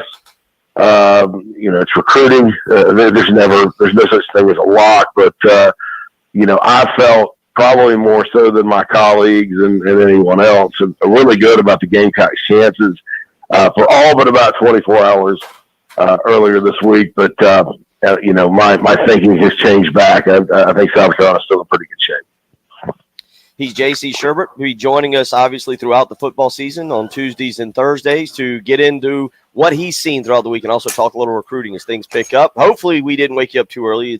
I am glad to hear that you are that you're up and that you were willing to join us. That you were not the lucky Powerball lottery winner last week. That was not No, I think about 20 miles from me. That's where they drew the lucky Powerball. So, yeah, I'm looking forward to being on this year, and certainly always fun to be on with you guys down in Columbia, and really looking forward to getting the season going. We will. Well, appreciate it. Get some sleep. A lot to get to coming up over the next few weeks. Take care, and we look forward to catching up with you here later on. All right. Thanks, brother. No problem. Jason. I love how you end it, get some sleep. It's like right after he wakes up.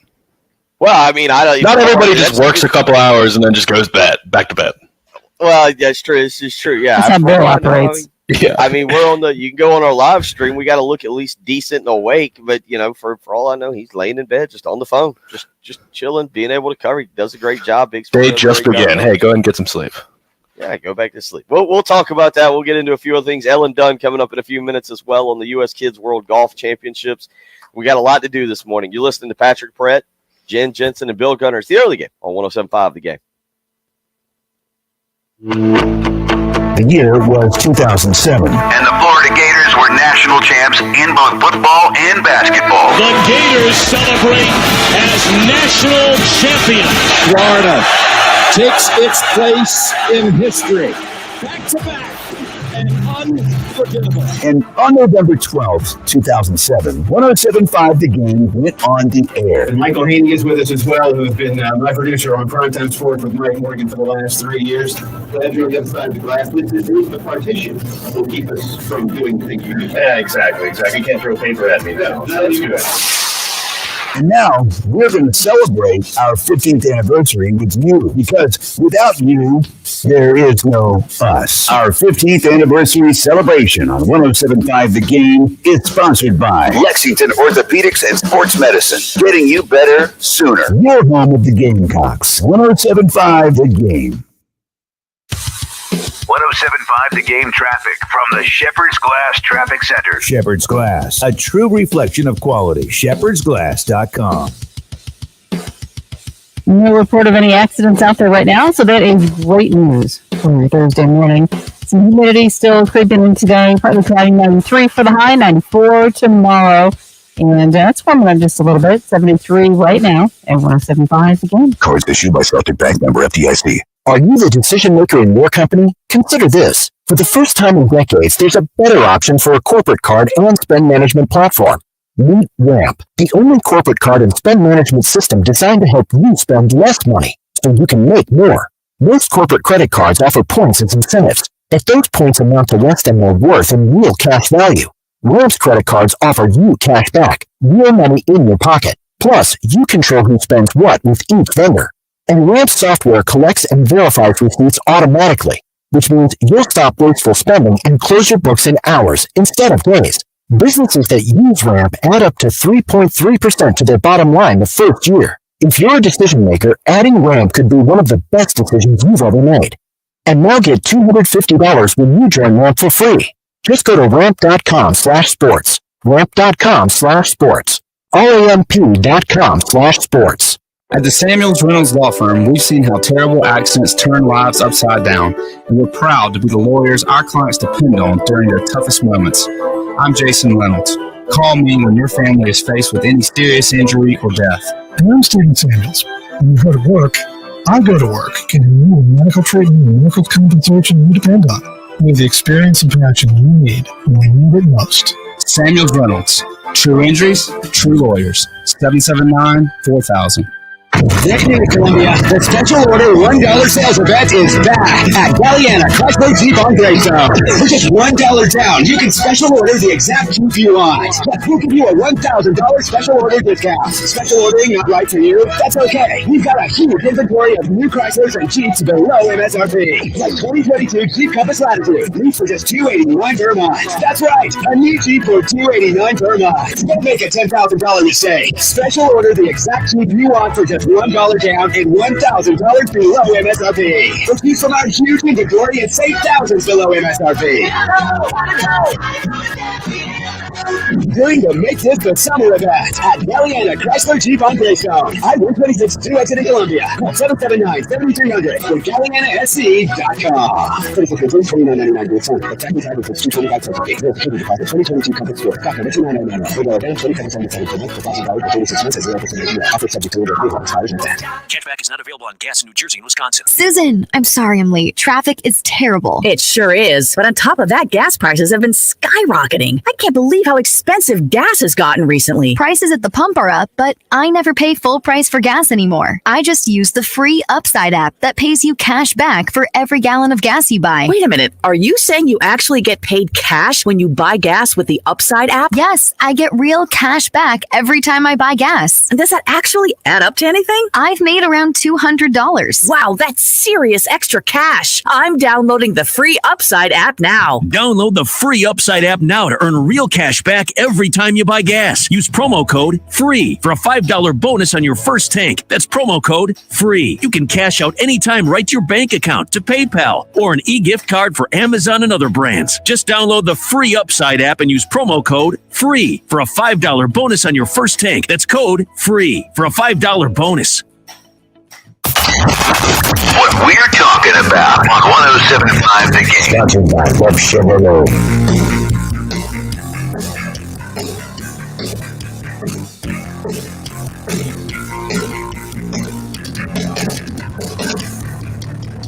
$7:39 on your Thursday morning, August the 4th. Some football tonight. Jags, Raiders. We'll continue talking about that in the next hour. But now we shift attention quickly to some junior golf. The U.S. Kids Golf World Championships taking place. And joining us to talk a little bit about that is Ellen Dunn, part of the U.S. Kids Golf Tour. Over 2,300 players from 50 different countries. Ellen, you've joined us before. Welcome in this morning. I will ask you, well, we've been talking about football season. It's golf season too, but football season upon us. I know you and the Dunn family ready to see a little bit of football coming up. We definitely are. We were listening to you guys in the car on the way over to the course, and we're excited for a great season. Should be. The fall season is a qualifying season for the Southeastern Cup that'll host 200 kids from all over the Southeast at Barefoot Landing in Myrtle Beach, January 6th through January 8th. And talk a little bit about the fall season coming up here. The Columbia Tour is where people that are listening here can be a part of it. And how can they go and get their children involved? Yes, well, we are super excited for the fall season, and kind of what that feeds into is where we are right now. We are in Pinehurst for the World Championship, where we have thousands of kids from all over the country and all over the world come to compete, and they qualify through our local tours. So our kids in the Columbia area, we have 20 of them who have qualified throughout the year to make it here to the World Championship in Pinehurst. And it is quite an ordeal because this is the best of the best from all of the U.S. Kids Golf organizations. It takes a tremendous amount of work to get here. They have scoring requirements. They have to play in a certain number of tournaments. But when they get here, it's not only the golf that is a terrific experience, it's also the camaraderie that they get to enjoy with other kids from throughout the world. So when we created the Southeastern Cup in January, it was kind of modeled after that same concept. The only difference is that we are playing with other kids from throughout the Southeast. But here at the World Championship, we see a lot of those same kids who we see throughout the year at different regional events all over the country and even all over the world. But we start teeing kids off here in another 18 minutes, and we're in for a good show. And there's 20 kids participating in this week's World Championships that qualified through Columbia. And look, one thing about golf that I'm a believer in, I tried to play basketball yesterday, Ellen. I'm 40 years old. I got physically hurt this morning.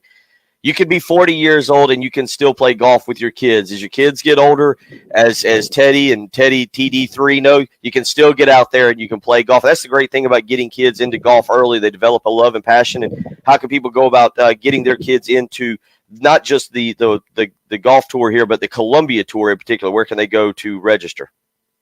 Sure.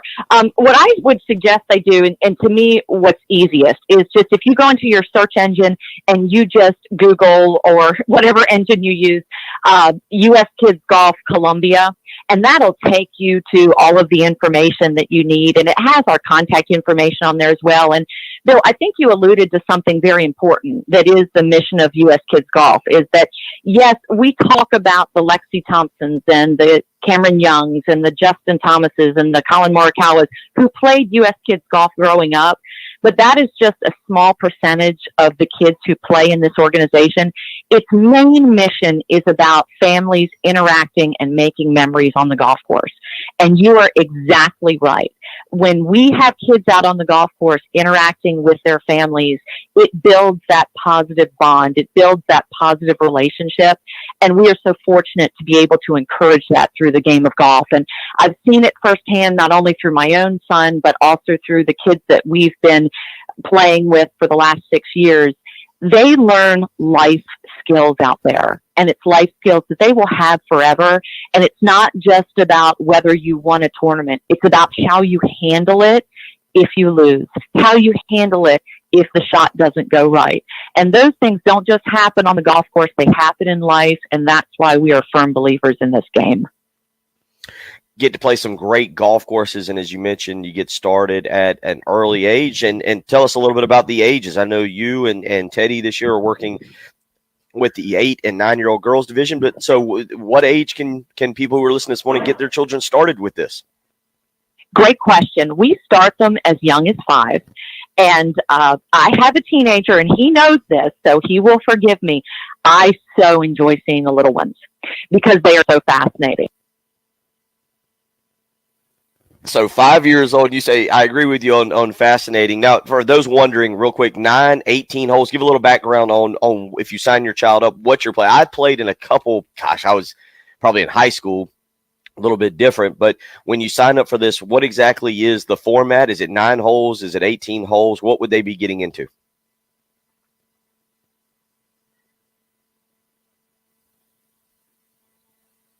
I wondered if we lost her. Yeah, that was a very quick. That was the very quick end to that answer. I didn't know that. I did too. Threw me off. I thought I had done something wrong, and then I was like, wait, did I lose? Because I was over here coughing and trying to get something into my throat. Okay, well, we'll see if we can get Ellen back and wrap this up when we come back. You're listening to the early game on 107.5 The Game. What's coming up on the next Game Time? Hey, it's Heath. Thursday is Gamecock Football Media Day. It's going to be going on right during the show. So whatever gets said, whether it's by Shane Beamer, players, or anybody else, we'll be talking all about it all through the afternoon. Gamecock Football's here. We're talking about it on Thursday. Game Time with Heath Klein. 3 to 6 p.m. on your home of the Gamecocks. 107.5 The Game. 107.5 The Game traffic from the Shepherd's Glass Traffic Center. Shepherd's Glass, a true reflection of quality. ShepherdsGlass.com. We do have a report of an accident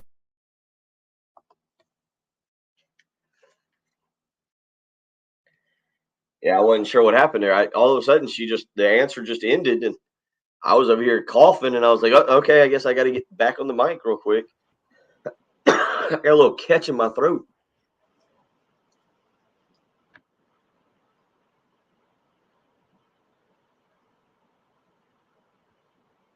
Makes it easy to attract. Yeah, like you, I wondered if maybe something cut off because she just ended that one answer so abruptly. Yeah. Which I had noticed had not been her, but yeah, it ended just like she ended a sentence and was just like, oh, that's it. Yeah, they're fascinating. And then like, okay, you need to respond. Okay, maybe this is her. Yeah, agreed. Agreed. They are fascinating. You want to expand? Yeah. All right. And in what way are they fascinating? So, we'll see. We'll get her back for a minute, and then plenty of football talk.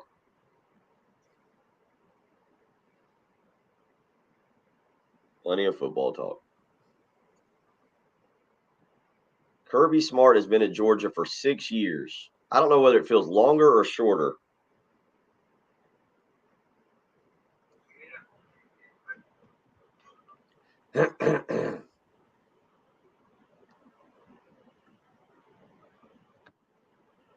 Boy.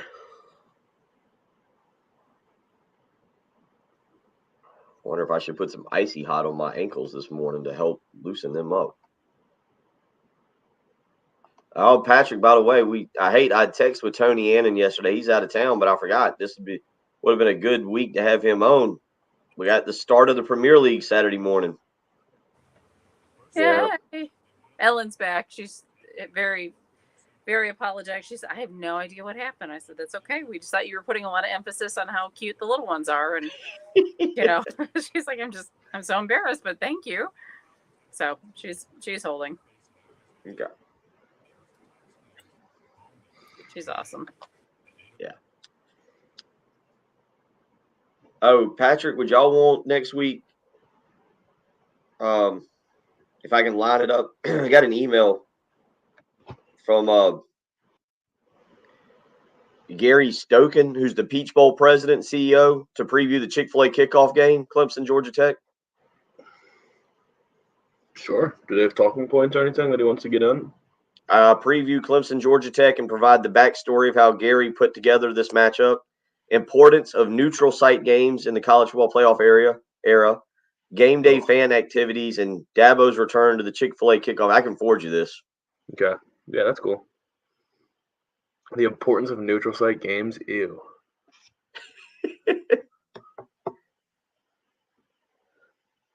Well, just tell me he's wrong. I'll let you have it. You just give you somebody for name. That'll give you Phil Steele. Yeah.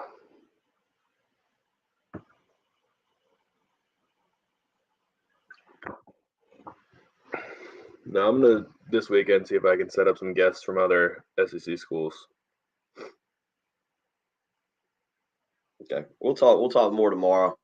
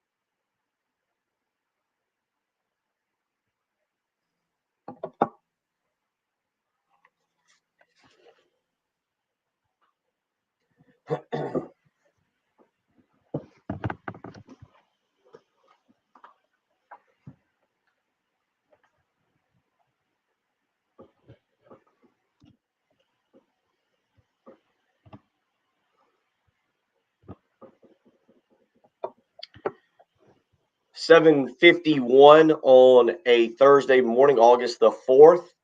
Get back into some football in the next hour. But Ellen Dunn back with us, talking a little U.S. Kids World Golf Championships up in Pinehurst this week. And Ellen, we just thought you were telling us how fascinating the little kids on the golf course were, and then kind of disappeared. But yeah, you were talking about that for people wondering.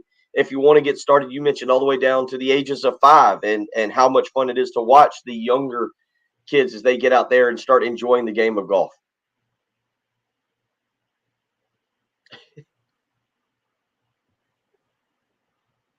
Mhm.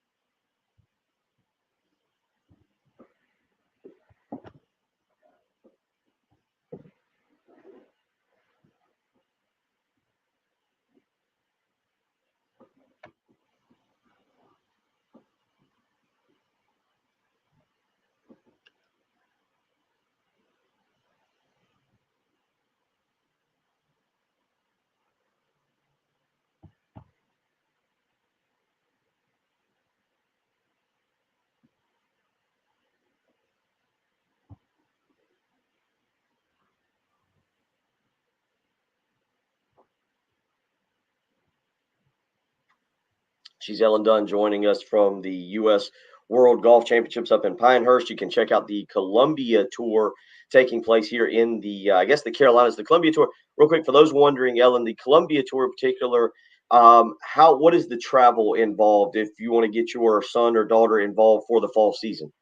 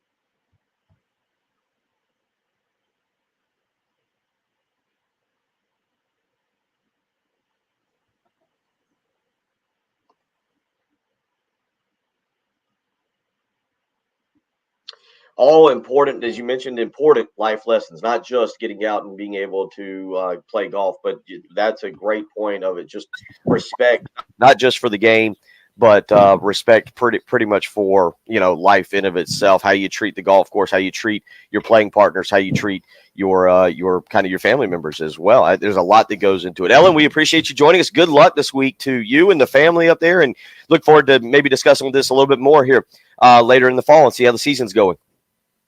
Can't wait. And go Gamecocks. Go Gamecocks. Yes, ma'am. Miss Ellen Dunn joining us this morning from the U.S. Kids World Golf Championships taking place. And again, you can go and check that out if you want to be a part of it. You can go to U.S. Kids Golf, uskidsgolf.com, or you can search for it. There's a link to the states on there. You can click on the Carolinas, and you can find a schedule and how you can be a part of it there as well. So a lot of great information. Appreciate Ellen joining us. Coming up in the next hour, Kerry Tharp will join us as he does each and every Thursday. Whew, Jen, the countdown is on. I mean, look, we talk about it. That opening weekend, Jen and Patrick, it's not far away. We'll have the soccer, both men's and women's, will take on Clemson. The women taking on Clemson at Stone Stadium Thursday night, September the 1st. The men, Tony Annan and his group, kicking off against Clemson on Friday, September 2nd. You'll have South Carolina, Georgia State on Saturday night, September the 3rd, and it'll be here, the Southern Cookout 500. Is that right? Why did I blank on 400 or 500, Jen? It's a lot of... It's a 500. Okay, just making sure. I don't know why I blanked all of a sudden. But yeah, the Southern Cookout 500 on Labor Day night down in Darlington. Kerry Tharp will join us. He's got to take time out of his busy schedule. But more importantly, there's football tonight. the here and now. There's football tonight, Patrick, and I just saw a video on Twitter. Raiders fans are taking over Canton, Ohio, and that's a motley bunch to be in Ohio.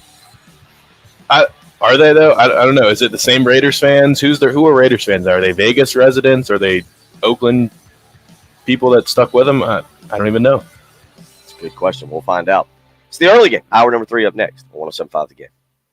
Gamecocks, Braves, the NFL with live local radio. 107.5 The Game, WNKT-FM, Eastover, Columbia. A Cumulus media station.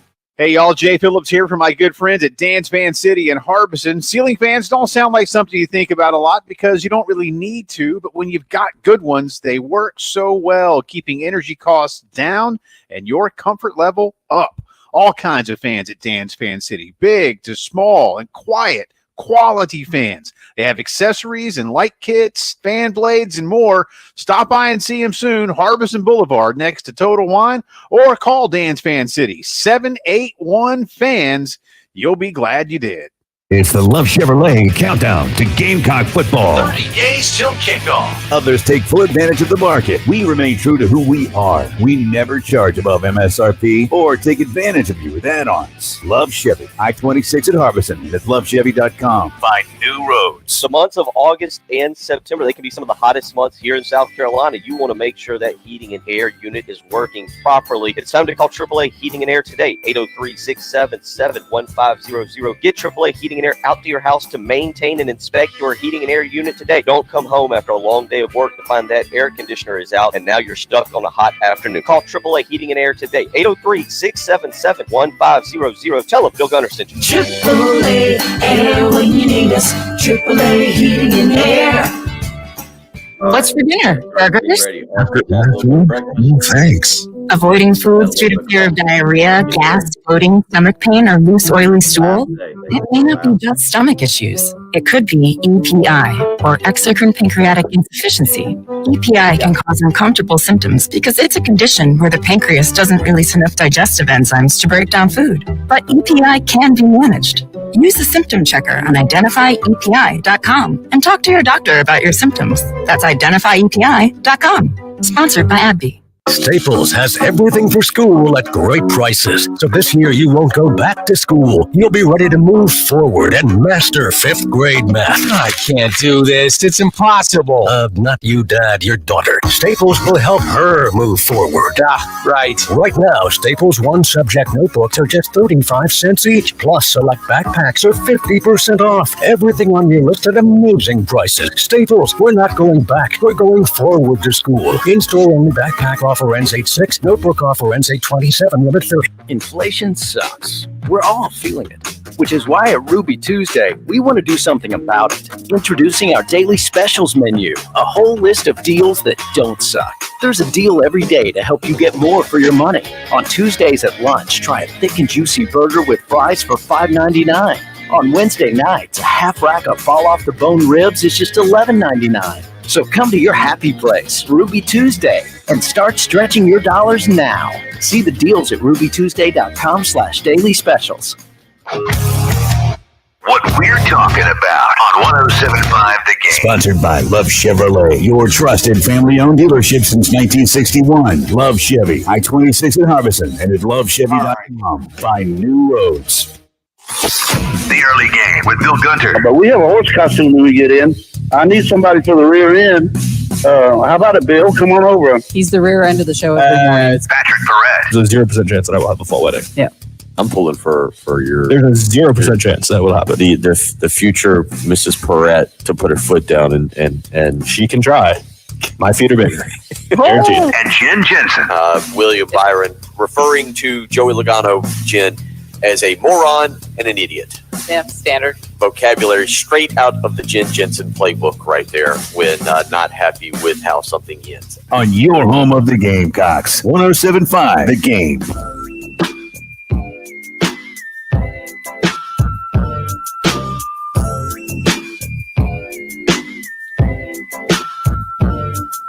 $8 p.m. tonight. Tom Benson Hall of Fame Stadium. Patrick, the NFL is back. It's the Jags and the Raiders.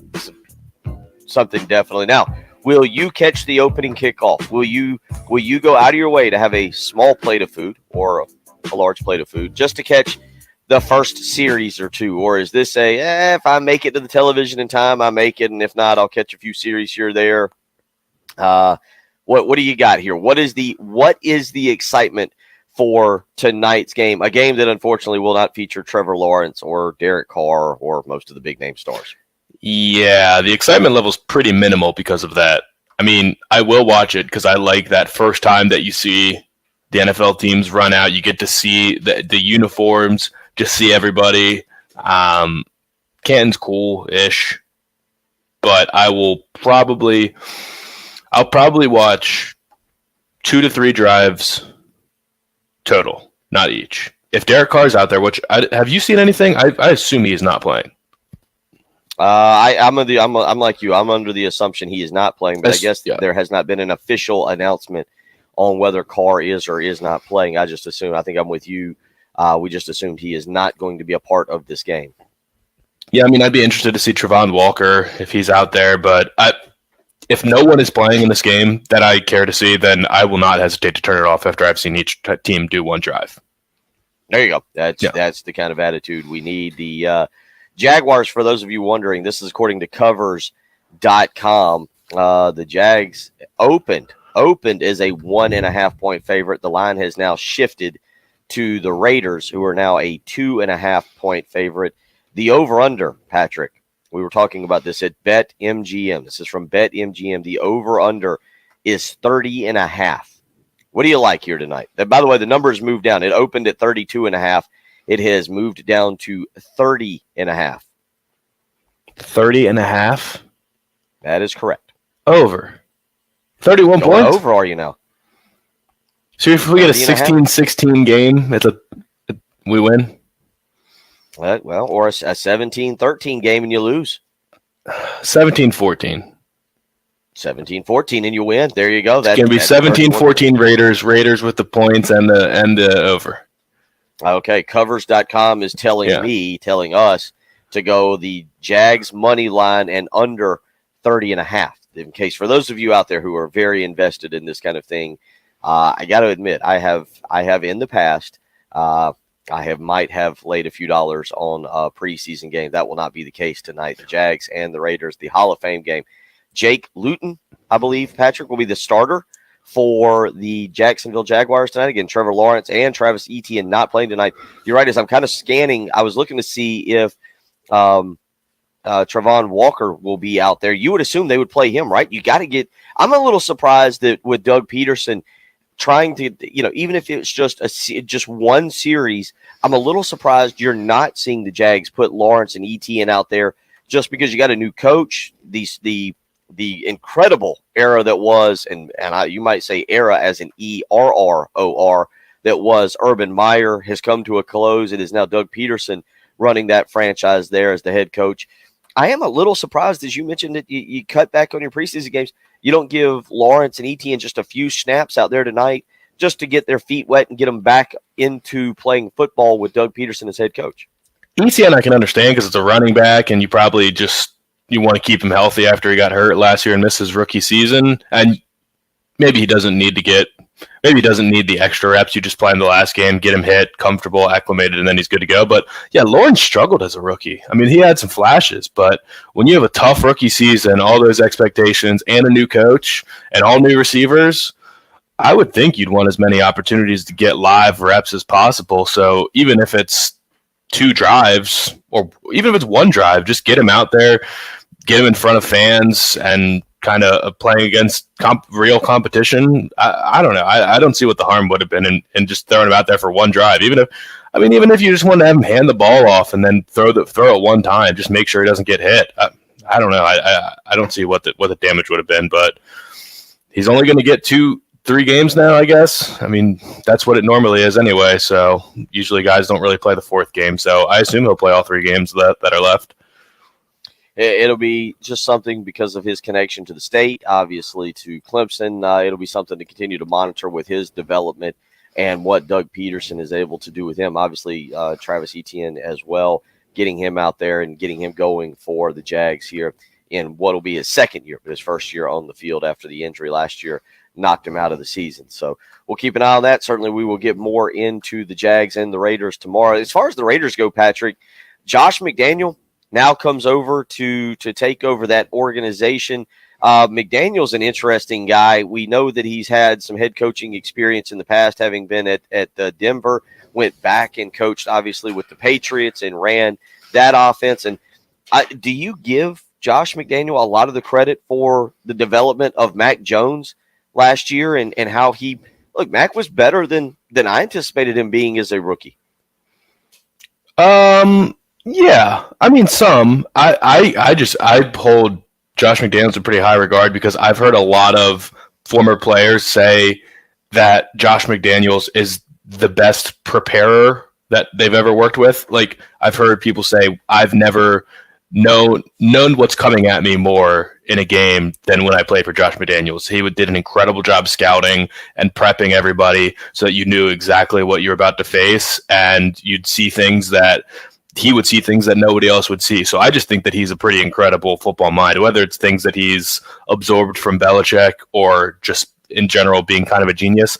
I don't necessarily hold Denver against him that much because it was a weird time and place, and Tim Tebow at quarterback and just a lot of off the field stuff going along there. And he wasn't ready emotionally for that job.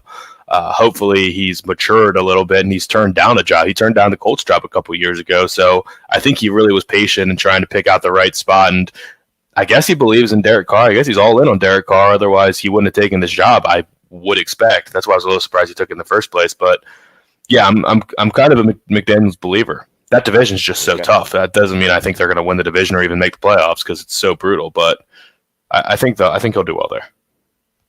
Again, that game tonight, 8 p.m. You can check that out. The Raiders and the Jags tonight should be at least give you something to settle down and watch a little bit. Again, I can't tell you that we're going to show up to this program tomorrow morning telling you about all four quarters and the great plays in the third and the fourth quarter, but it at least will be some football that we can get into tonight. Again, as the Jags and the Raiders go from Canton, Ohio, at the Hall of Fame game. So the 2022 season at least gets underway with a preseason game there tonight. Also today, you've got South Carolina reporting to camp. Finally reporting to camp. Shane Beamer will meet with the media at 3 o'clock today. Assistant coaches will be available from 3:30 to 4, and then players from 4 to 5. So tomorrow morning, we will have a lot of audio from what kind of takes place down there at the athletic facility there, the practice facility, as South Carolina gets set to start practice tomorrow morning, Patrick. And I go back to this, and we got a couple text messages in earlier just kind of on expectations. It is interesting for me because being around, doing radio, and then just the general excitement of fans back during the Steve Spurrier era, when people showed up, but they were excited, and when they showed up, they had an expectation. I was trying to go back through our text messages and see who it was who sent it in, but somebody earlier just said, hey, I'm just hoping that they show up, they're competitive, we don't get blown out. It's a weird thing about expectations with South Carolina this year, isn't it? Because you don't have people going out of their way to say, oh, yeah, South Carolina is going to win the East or challenge Georgia. I haven't really heard people predicting 9 and 10 wins. It's more of, yeah, I'm excited about this team, but I don't know what to expect record-wise or what exactly the win-loss expectation is.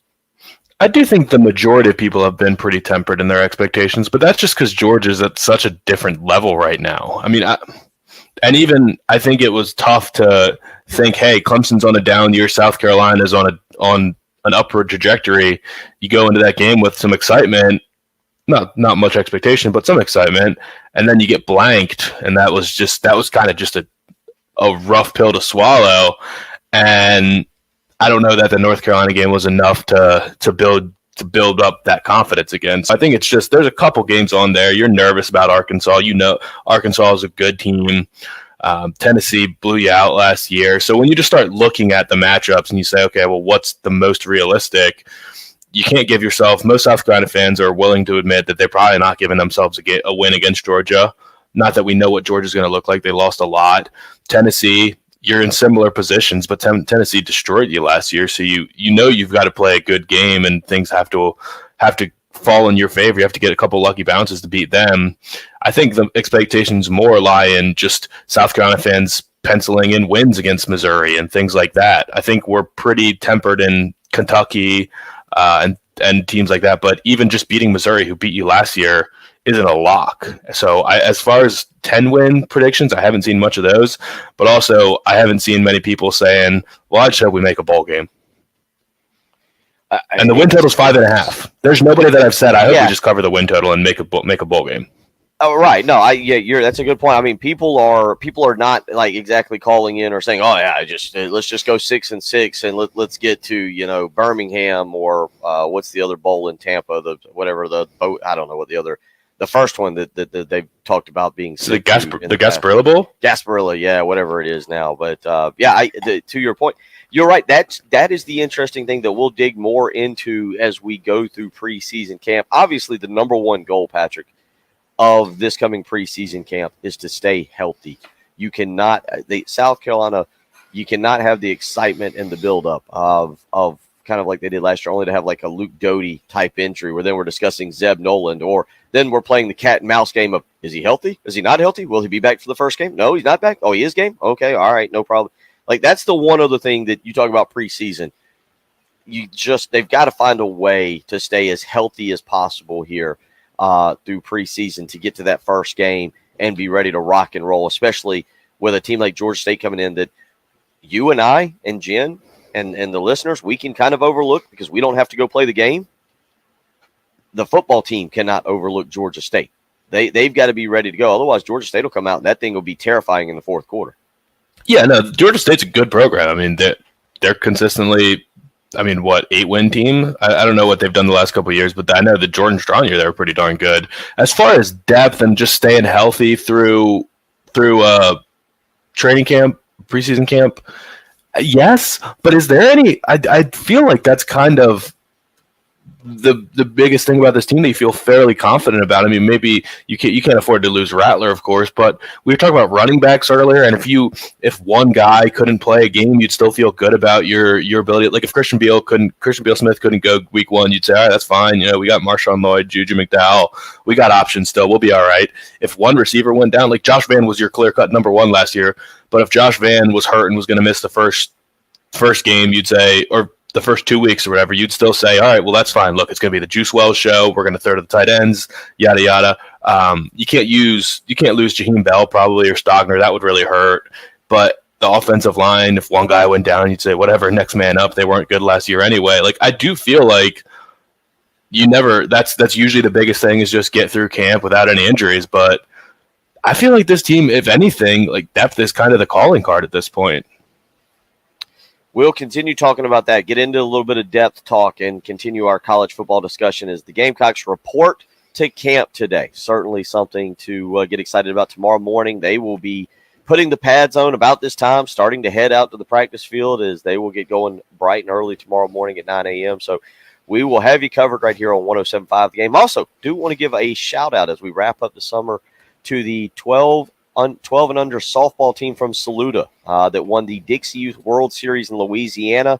How about that? If I'm reading this, Darren sent this in to us at about 3 a.m. this morning on Twitter. Thank you for doing that. But his daughter and her 12 and under softball team from Saluda winning the Dixie Youth World Series in Louisiana for South Carolina. So how about that for those young ladies? Congratulations to them. A great little accomplishment down there. I know we also had a Dixie Youth baseball team that was down in Alabama as well, competing in the Dixie Youth World Series. So the Little League team's doing quite well around here. It's football season, though, and it's time to start really breaking down the depth charts, the excitement, and, again, staying healthy, something that the Gamecocks need to do. You're listening to The Early Game on 107.5 The Game. The Halftime Show with Jay, Terry, and Tommy. Noon to 3. On your home of the Gamecocks. 107.5 The Game. 107.5 The Game traffic from the Shepherd's Glass Traffic Center. Shepherd's Glass, a true reflection of quality. ShepherdsGlass.com. And need to tell you about our friends at Prisma Health Orthopedics. Again, last month before South Carolina football is in full effect. Last month to get all of your summer activities out of the way, going to the pool, hitting the golf course, whatever it might be. You need to make sure you are feeling your best and joint pain is not affecting your quality of life. So you need to check out Prisma Health Orthopedics. Prisma Health is the official team physicians for the South Carolina Gamecocks and the Clemson Tigers. So you know that you and your family will get the same care that the top athletes in the state are getting. They're also the most comprehensive orthopedic group in the region. They have 65 specialists across 6 locations, and they can serve you wherever you might be. So if hip and knee pain is making your daily life difficult, you need to seek the best care and find out what Prisma Health can do for you by getting out there and taking a free health assessment. Prisma Health is the region's most trusted orthopedic practice with a deep-rooted history spanning nearly a century, and they're leaders in innovative procedures and teaching the next generation of orthopedic physicians. They offer a full-service walk-in orthopedic urgent care clinic for all sports injuries, strains, sprains, fractures, as well as chronic joint pain, because they know that hip and knee pain can make your daily life difficult. So find out what they can do by, again, getting out there, taking the free health assessment. Prisma Health Orthopedics has built a foundation for patient-centered care and innovation, resulting in the best possible services for their patients. So again, find out today what they can do for you by getting out to Prisma Health Orthopedics and taking the free health assessment. You can learn more by visiting them online at prismahealth.org/orthopedics. 107.5 The Game traffic from the Shepherd's Glass Traffic Center. Shepherd's Glass, a true reflection of quality. ShepherdsGlass.com. Still working an earlier accident, Farrell Road at I-77. Also Hardscrabble Road at Elders Pond Road. We have a report of a tie-up. And I-20 westbound at Augusta Highway, still working that earlier crash. Looking for a high today of 93 with some heat and humidity going on. 94 for the high tomorrow. It is 73 right now at 107.5 The Game.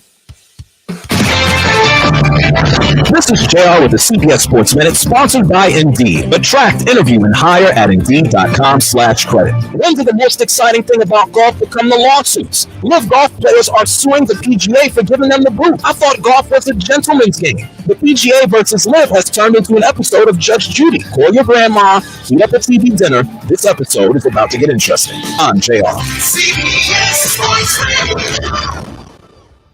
Did you get the Clement Horizon clean last night? I don't want another barnacle incident. Where's Ivan? Deacon's head of docking operations just jumped ship. What do you mean he's sailing around the world? She needs a new marina manager to help keep her head above water. Yeah, the tide's perfect, but we are slammed. Indeed can help her hire great people fast. I need it. You can schedule and conduct virtual interviews also near employer dashboard. Visit Indeed.com/edit and get $75 for your first sponsored job. Hey guys, it's your girl Cheryl Underwood, and I want to tell you something. My digestive system used to make me feel sluggish, but those days are over. Now I feel great. That's because I increased my fiber intake with the Metamucil 2-week challenge, and I'm still hooked. I just took Metamucil every day for 14 days, and it's really that easy. Metamucil traps and removes the waste away you down, so you feel lighter and more energetic. Now I never want to go back to that heavy feeling. Are you ready for the Metamucil 2-week challenge for a coupon and billion support? Sign up at Metamucil.com today. Sponsored by South Carolina Education Lottery. The Mega Millions jackpot for Friday is $36 million.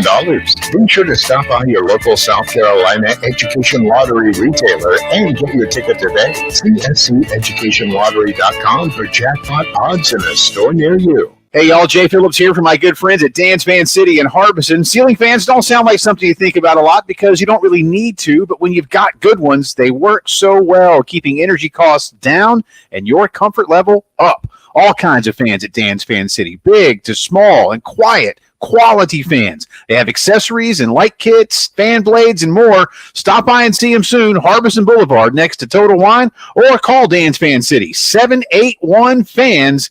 You'll be glad you did. Terry Ford, 175 The Game with our good friend Adam Vance from Southern Images. His wardrobe is so fancy, he has his initials on his cufflinks. That is true. And Terry, every time I come in here to be on radio, I dress my best for you and for the listening audience.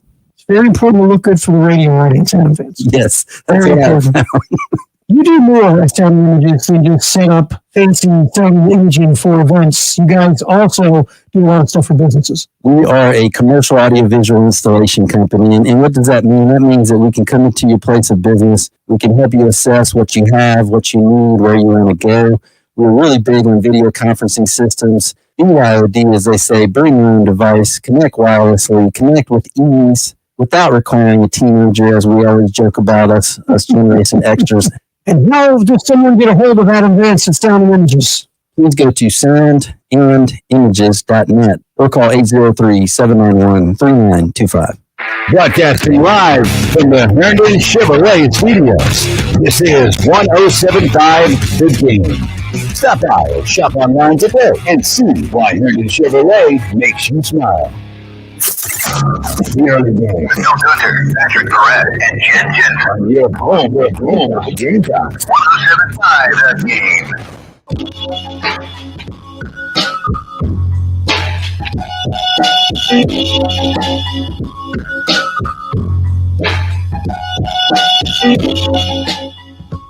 803-404-6100 is how you can join us this morning. Sammy weighing in and letting us know, also give a shout out to the Irmo Little League Junior Softball Girls for 4-0 at the Little League World Series in Washington State. So they're the top seed going into bracket play today. So shout out to those young ladies. Again, the Irmo Little League Junior Softball Girls at the Little League World Series. So a lot of great softball and baseball being played by our youth around the state as they're representing, whether it's in Alabama or Louisiana or Washington State. Shout out to all those little boys and girls doing a fantastic job. Excited to hear about that. 803-404-6100, how you can weigh in this morning if you choose to do so. Coming up in about 20 minutes, we'll be joined by Carrie Tharp for our NASCAR segment. Pressure will be on Patrick Perret to pick me a winner this week. I have not done well this year. You're not leaving a pick? You know what? At this point, I mean, last week I narrowed it down to Tyler Reddick and Ross Chastain. I went with Ross Chastain, and the dude tries to take the lead, does everything. I mean, he does the things that a gunner would do. I can't complain. He took a side road. It was not cheating, Jen. There was a road there, and he took it, and he avoided wrecks. Sounds to me like a smart move. Mm-hmm. And then rejoin the field at an advantage. That sounds like cheating to me. He was playing what I like to refer to as the gray area, Jen. Mm-hmm. You really do live in a gray area for most aspects of your life, don't you? He was operating under the rule. You know, honestly, that was the craziest scenario, Patrick. I don't know if you got to see it. What he did, we kind of talked about it on Monday. He took the little side road, and then there was an access road that went back through a gate, which was actually kind of wild. But he did it, and they're racing, and it's the final lap of the race. It's the final lap, and he's kind of pushing up on Tyler Reddick, and they were talking about, like, Tyler Reddick didn't know if he was racing Ross Chastain or I can't remember who was third, Jen. It was Elliott, wasn't it? Was it Chase Elliott? I'd have to go back and look. But Patrick was kind of interesting because they're talking about they didn't know at that time if Ross Chastain was going to be allowed to have made the move that he did. Like, it wasn't like, it was so what was the word I want to use? Unclear at the time, right? Because I don't know if you were watching. Like, they're racing and they're like, we don't know if Ross Chastain has been disqualified or if he wins this. Like, and Tyler Reddick is having to. Is not playing defensive driving. He's having to go and win the race. So if he spins out or hits a wall or if Chastain clips him and knocks Reddick out, right? Reddick loses because a dude was disqualified but continued to race hard. It was fun. That's just a weird situation. I don't know. I guess it takes a while to deal with that and figure out what the punishment is. Yeah, because I think they had to determine, that wasn't you can just correct. blow the whistle and say, pause. All right, you go here now, and then restart. All right, go ahead. Yeah, it's not. There's a flag on the play in football. You can blow the whistle. You can blow it dead. Or if there's a foul in basketball, you blow it dead. But I don't know, when it's a live race and there's a penalty, it's hard. Yeah. Yeah, because sometimes there are areas like you can go down below a yellow line, or there are blend lines that you can or cannot, dip down beneath. Sometimes you can do that as long as you don't get an advantage in your position. So I think they were verifying, okay, what did we say is right or wrong about using this area? I understand not wanting to get into the turn one melee, but where was he before that? And maybe that's where he should have come back in. I don't know. It was interesting. It was a fun race. Jen will be up there. What, Jen? Not next week, the week after. You'll be up in the vicinity playing. Yeah, again, it was wild. Yeah, go ahead. So I would say Sunday the 14th. My son and I are going to play the Brickyard Crossing. It should be fun. There's a couple golf holes that are actually in there. It was really neat. So I look forward to pictures and some updates from Jen on that. But Kerry Tharp coming up in about 20 minutes, about 15, 20 minutes. Jen and Patrick will get us through that as it's my final day at Saxagata basketball camp, helping the little ones or the older ones or the ones taller than me, the 10 to 12-year-olds. Bill walks in with his cane. I am beaten, man. 40 years old. I'm glad we had that conversation with Ellen Dunn this morning. You can go and check that out on Twitter at Jen Jensen Morse. But because, golf, you can continue to play with your children as they get older. Mm-hmm. I'm 40, and yesterday that might have been the final basketball game of my Patrick was telling us off air. I could play 3-point line to 3-point line with a lot of walking and some very limited old man defense. Yesterday was still an active. I was an active participant. I was not attacking the rim because I was playing 10 to 12-year-olds, and I didn't want to injure one of them. But I am sore this morning. The game of basketball may have officially. Yesterday was a eye-opening moment. Let's just go with that. Patrick, the athletic skills still there for you on anything? Can you go if you were to go out now and do a lacrosse camp? Could you get out there and go 75% of old Patrick Perrette and perform on the lacrosse field? Yes. Yeah, lacrosse. Yes, I could still play sports. I just can't run. Like, if you asked me to run a mile right now, I don't know how I would hold up. I don't know how I'd be able to pace myself. I did put out that tweet, and make sure y'all ask a couple of things that Kerry Tharp needs to discuss a little bit. One is the name, image, likeness deal with Grayson McCall, obviously the quarterback at Coastal Carolina. We did not get into that last week, but also, Jen, I don't know if you saw it. I know Patrick retweeted it, but I was kind of joking with him the other day. They've got a great 5K coming up at Darlington. For a great cause. I'm trying to go back and find it real quick. I was wondering, Patrick, I'm guessing you're not going to be part of this upcoming 5K here in the coming weeks at Darlington. It's a good guess. Yeah. It's a good guess. Thank you. Nothing about Darlington. There's nowhere that I would run a 5K at this point.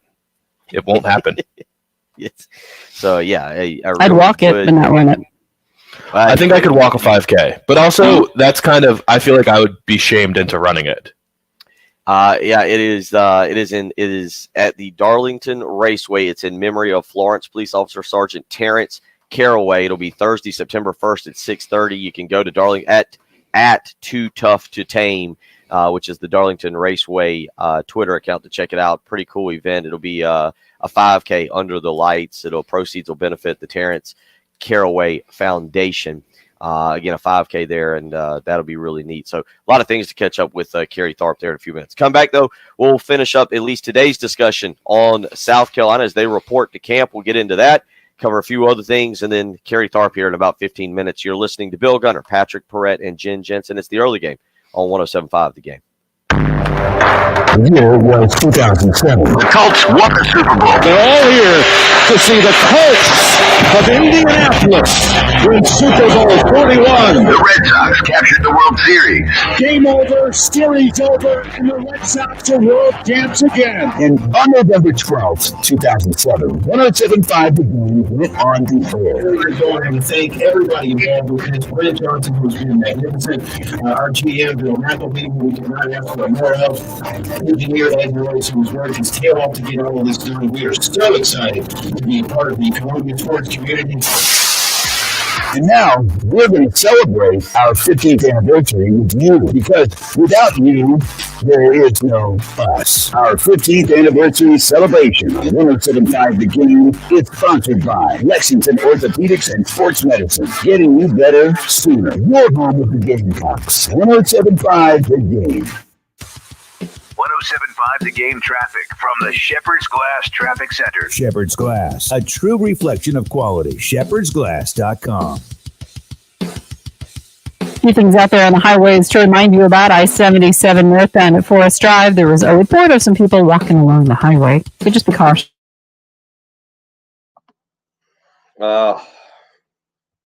the hips are sore. That's probably the most surprising part. How sore the hips and the hammy is. I clearly did not do a good job of getting stretched out yesterday.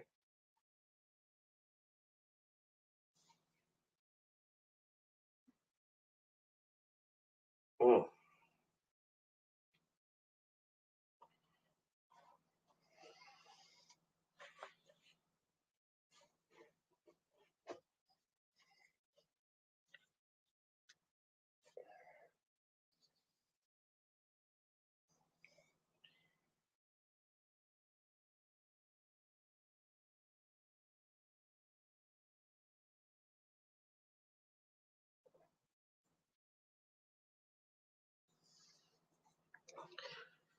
Oh.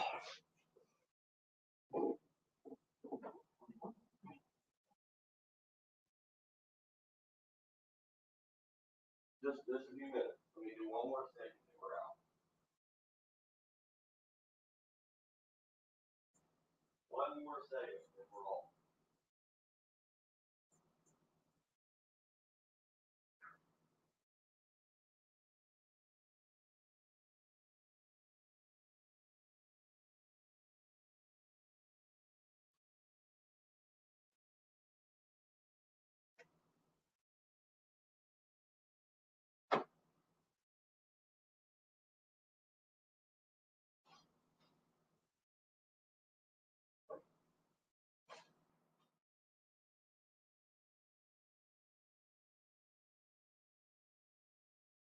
All the Gant girls in the room. We do tree removal, stump removal, tree pruning, tree trimming, tree thinning, tree cabling, and we will raise your tree canopy. And no matter where you live, the Gant girls can get there. So, hey, Gant girls, how do they get in touch with you? Call us today for a free estimate at 803-794-8253 or check us out online at pioneertreesc.com. Due to upcoming government regulations, the current minimum SEER rating for HVAC systems will change. It's time for you to call AAA Heating and Air today, 803-677-1500. Current inventory cannot be sold after December 31st, and as the year 2023 starts, customers can expect to pay an average of 30% more for a new SEER 2 HVAC system. What does this mean for you, the customer? There is no better time to purchase a new HVAC system, and AAA Heating and Air must empty their warehouse to make room for the new systems. No deals will be turned down. With our 15-year warranty and guaranteed financing, AAA Heating and Air have made it possible for anyone to get a new system. Call them today, 803-677-1500. You can enjoy new home comfort as quickly as tomorrow. 803-677-1500. Tell them you heard it here with Bill Gunner on 107.5 The Game.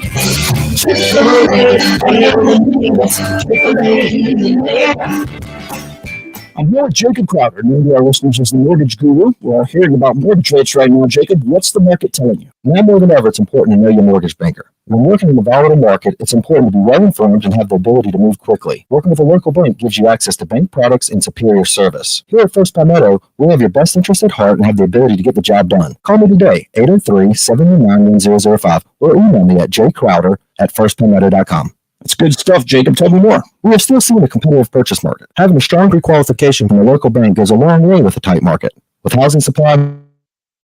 All right, I do want to bring up this weird topic.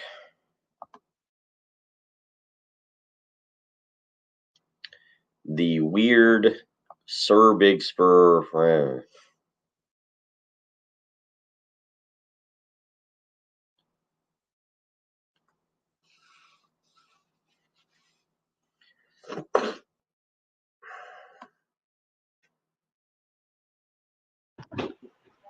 All right, I spent the last few minutes coming up with topics for Kerry because I was not paying attention to what's going on in NASCAR. Now we got a ton. Good, yeah. There you go.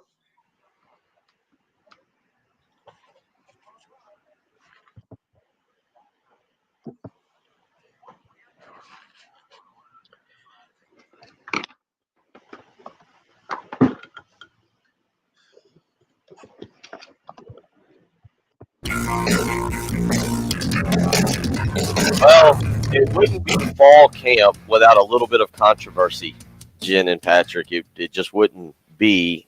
But the controversy that is surrounding South Carolina football or South Carolina right now, it involves the mascot. I have not figured out yet how to properly approach the conversation. Have you two seen David Cloninger's article, the Post and Courier, the brouhaha that has occurred over the live Gamecock mascot, Sir Big Spur, and the issue of whether to clip the comb atop the rooster's head or not clip, which has now led to no more Sir Big Spur.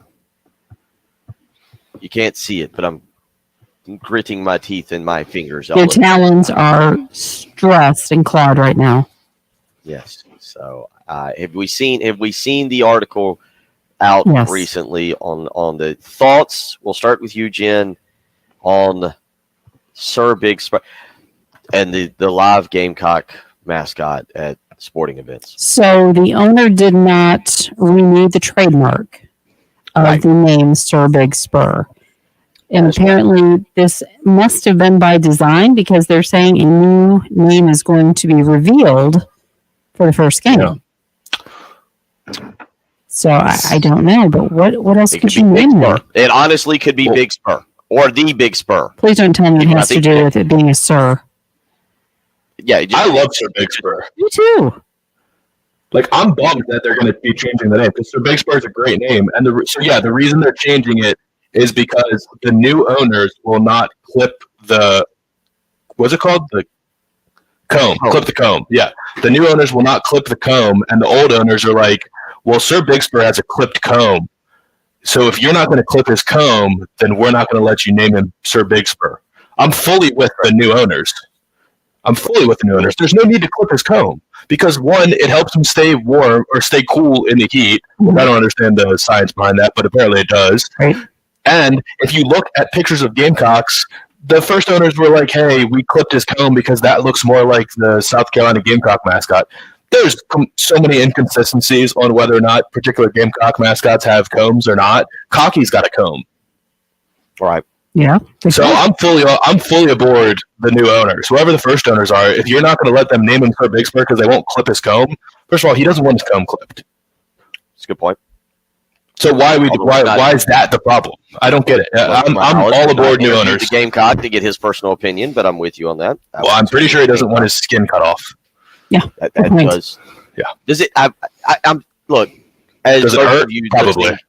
As most of you listening can probably tell.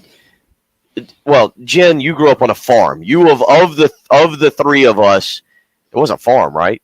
Well, it was, but I mean, we were grain farmers. We weren't so much like livestock and poultry and all that. So I'm not an expert on this.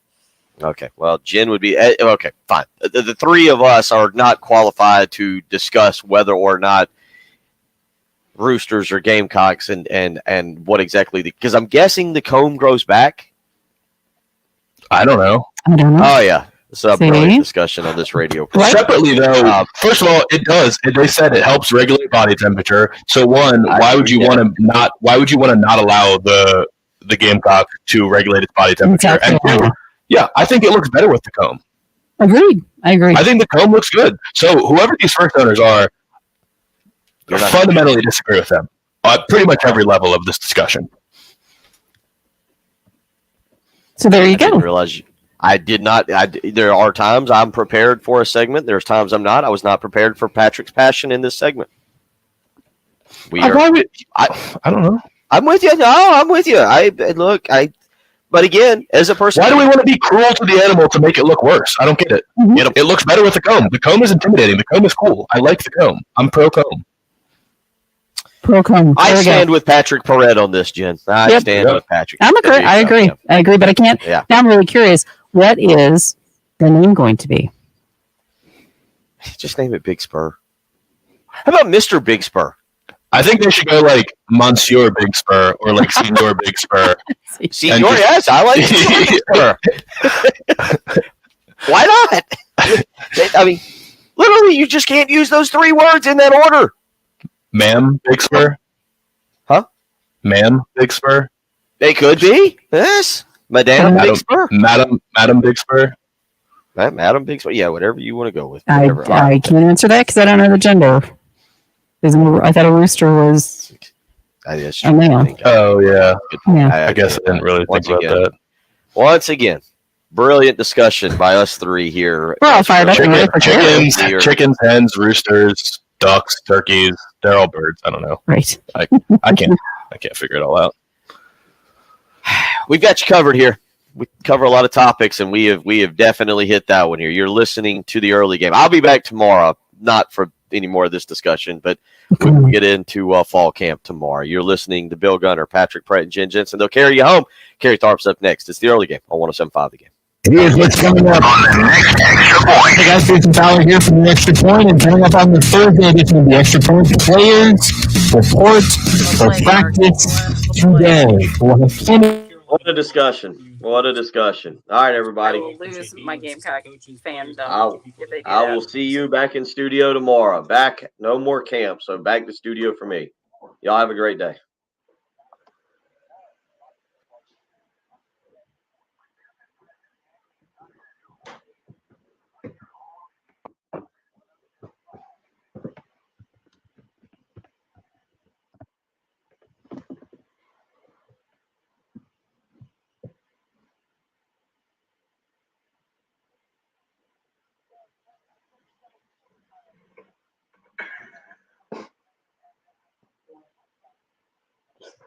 Someone changes the screensaver to all Bruce Wilder to Alex Jones in the market history. Did you see all that shit? You didn't see the Alex Jones stuff yesterday? We don't have time for this discussion right now, but remind me to tell you later. Put on the docket. We had a boogie board about right now with Alex Jones.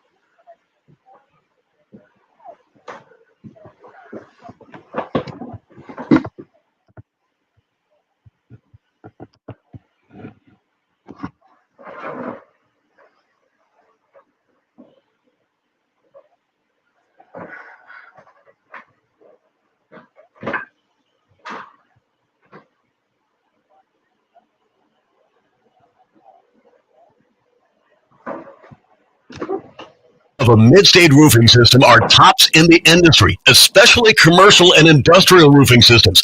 If you own or you're in charge of a large building, warehouse, or industrial facility. So, a female rooster is a hen, is that right? Am I wrong about this? That's what I thought. Okay.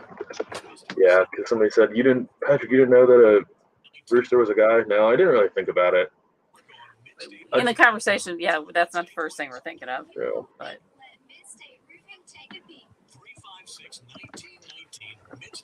of course, if you watch the movie 9 to 5, Dolly Parton threatens her boss and says she's going to turn him from a rooster to a hen in one shot. So, that's kind of a good reminder, too. That actually would help if I'd seen that. Wait, so female chickens are hens, too? This break is actually short. Cool.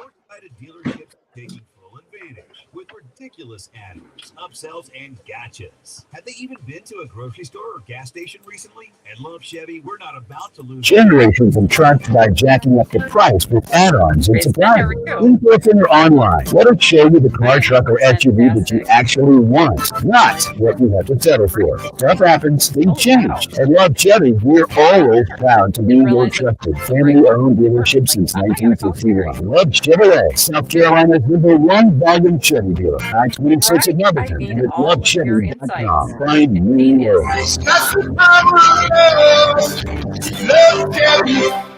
Broadcasting live from the Herndon Chevrolet Studios. This is 107.5 The Game. Stop by or shop online today and see why Herndon Chevrolet makes you smile.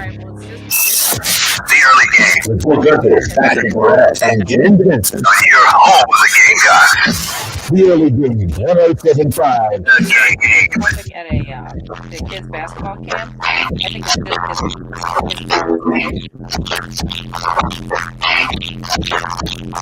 Say that again.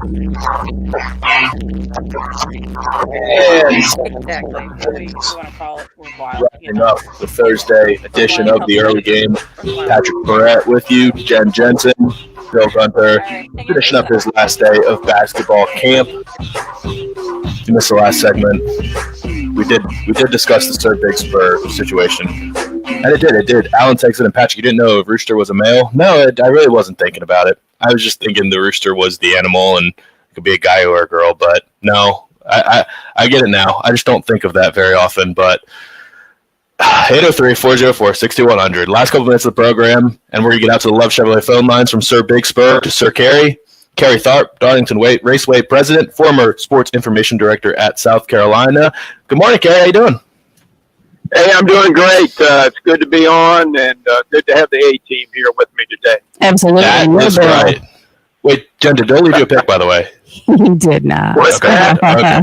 All right. Yeah, we were worried. Bill was going to make me pick for him, too, and I said, no, just because you had a rough week last week does not mean that I'm just going to make your pick for you.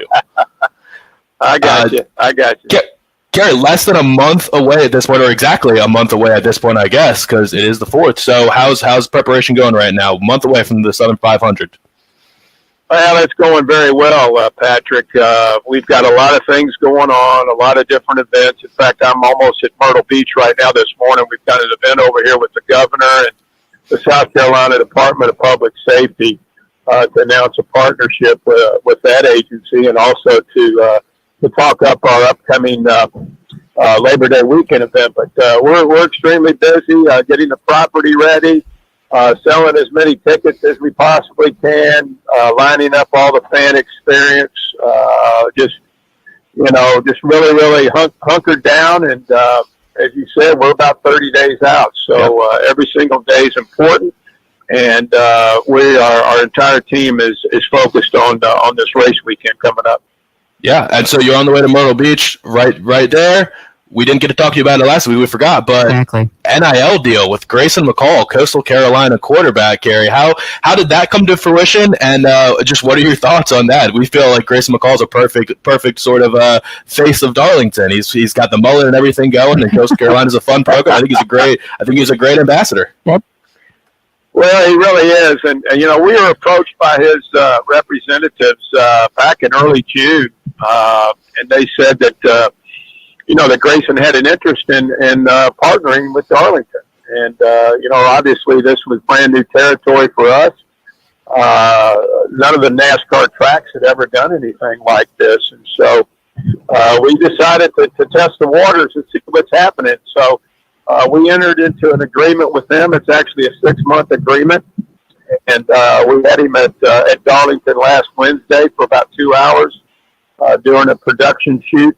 Ty Dillon, the driver, was also down here with him participating. And, man, you can't find a better young man than Grayson McCall. He's outstanding. And, he's a good football player to boot.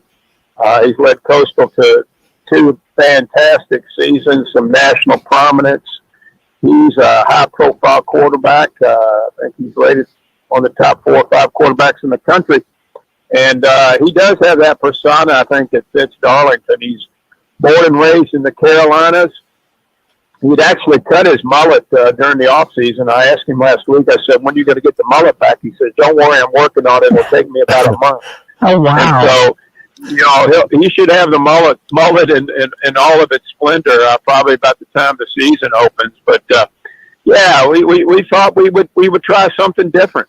And we'll see if we can get some positive results out of it, attract some new fans, attract some new ticket buyers, and it's a good situation for him too. He represents Teal Nation, we represent NASCAR Nation, and hopefully we can introduce new fans to Grayson McCall, and Grayson McCall can introduce new fans to Darlington. I think it's such a great partnership. Yeah, you said you're the first track to do it. It makes sense. Darlington and a state like South Carolina that's crazed in college football and loves college football, and he's the face of an up and coming fun program right now. So I think it's an awesome deal. The other thing about that weekend that was just announced, we were talking about it just a few minutes ago. This 5K Kerry on Thursday, going to kick off, I guess, Darlington weekend. It looks like. Tell us a little bit about that. Right. Well, this will be the 4th annual Terrence Caraway Memorial 5K. It'll be on September 1st, which is Thursday at 6:30. You can run under the lights about a lap or so around Darlington Raceway, and then you run out on the property. But Sergeant Terrence Caraway gave his life in the line of duty back in October of 2018. If you recall some of the horrible shootings they had that day in Florence. And he's originally from Darlington. Got to know his family extremely well, his widow, Allison. And they have a foundation that supports fallen officers and also fallen canines, police canines in the line of duty. And so we've been supporting that early on. And last year we had about 190 participants. We hope to go over the 200 mark this year. So I encourage people out there that want to come and get a little exercise. It's not a race by any it's no real big competition. It's just more of a opportunity for people to come out and support a great cause. And certainly we do get a lot of competitors and racers, which we certainly welcome. But that's on September 1st, 6:30. You can register for that by going to our website, darlingtonraceway.com. Awesome. Yeah, we will certainly direct people that way. Bill's already retweeted the link, so you can check out Twitter, the Darlington Raceway Twitter there. If you're on Twitter, shouldn't be hard to find that link. So to the racetrack. It was an interesting weekend last weekend at the Brickyard. Controversial. First of all, we talked a lot about the Ross Chastain just cutting through the access road. Kerry, what were you thinking when you were watching that live? Well, I said Ross is going the short way, right? He's going collecting $200 and not even pass and go. But yeah, he kind of did that cut through there, which you can't do. And I know the teams knew that they couldn't do it, but he did it. I guess they said he went on the access road, so he got penalized, and it was a hefty penalty because I think he was going to finish second. Now he wound up finishing like 27th or something like that. So it kind of messed his day up. But, on those road courses, there's certain protocols that you got to follow. And some of these road courses, you can take shortcuts like that. But when you do that, you're going to get penalized. And so that's what happened to him. But I thought all in all, it was a pretty chaotic race. There was a lot of wrecks. Certainly turn one was a tough one for the drivers to conquer. I know Jen's been up to the Brickyard many, many times, and to see them run on the road course like that, I think is kind of interesting. But I'd kind of like to see them go back to the oval and see what this new car can do, Jim. What do you think? 100%, and I think that you're right. There's been a lot of wrecks. I think, turn one was just consistently a melee. It just was not, it was, survival of the fittest. It was knocking people out.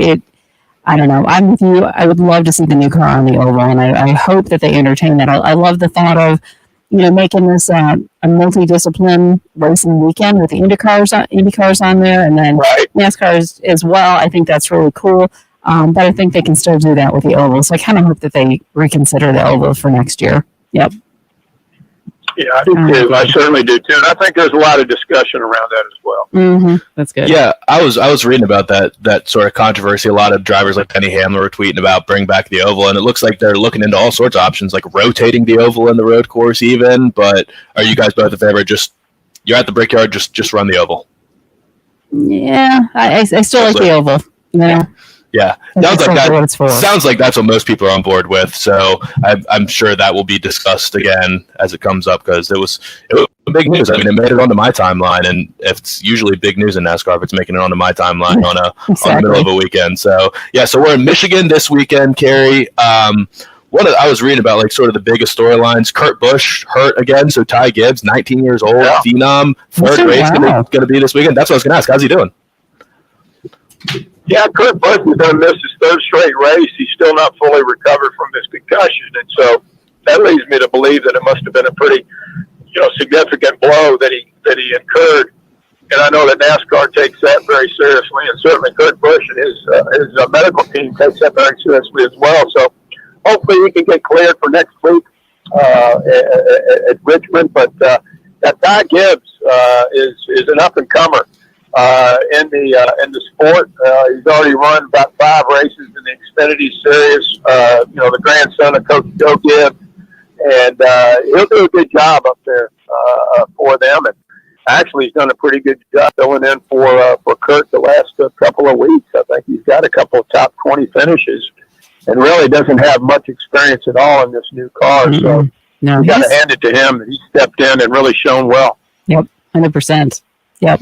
So what are we thinking picks wise? You know, who do you think is going to come out victorious to change your get your mojo going? Yeah, my mojo. I think I left my mojo in Daytona. I mean, I haven't done anything.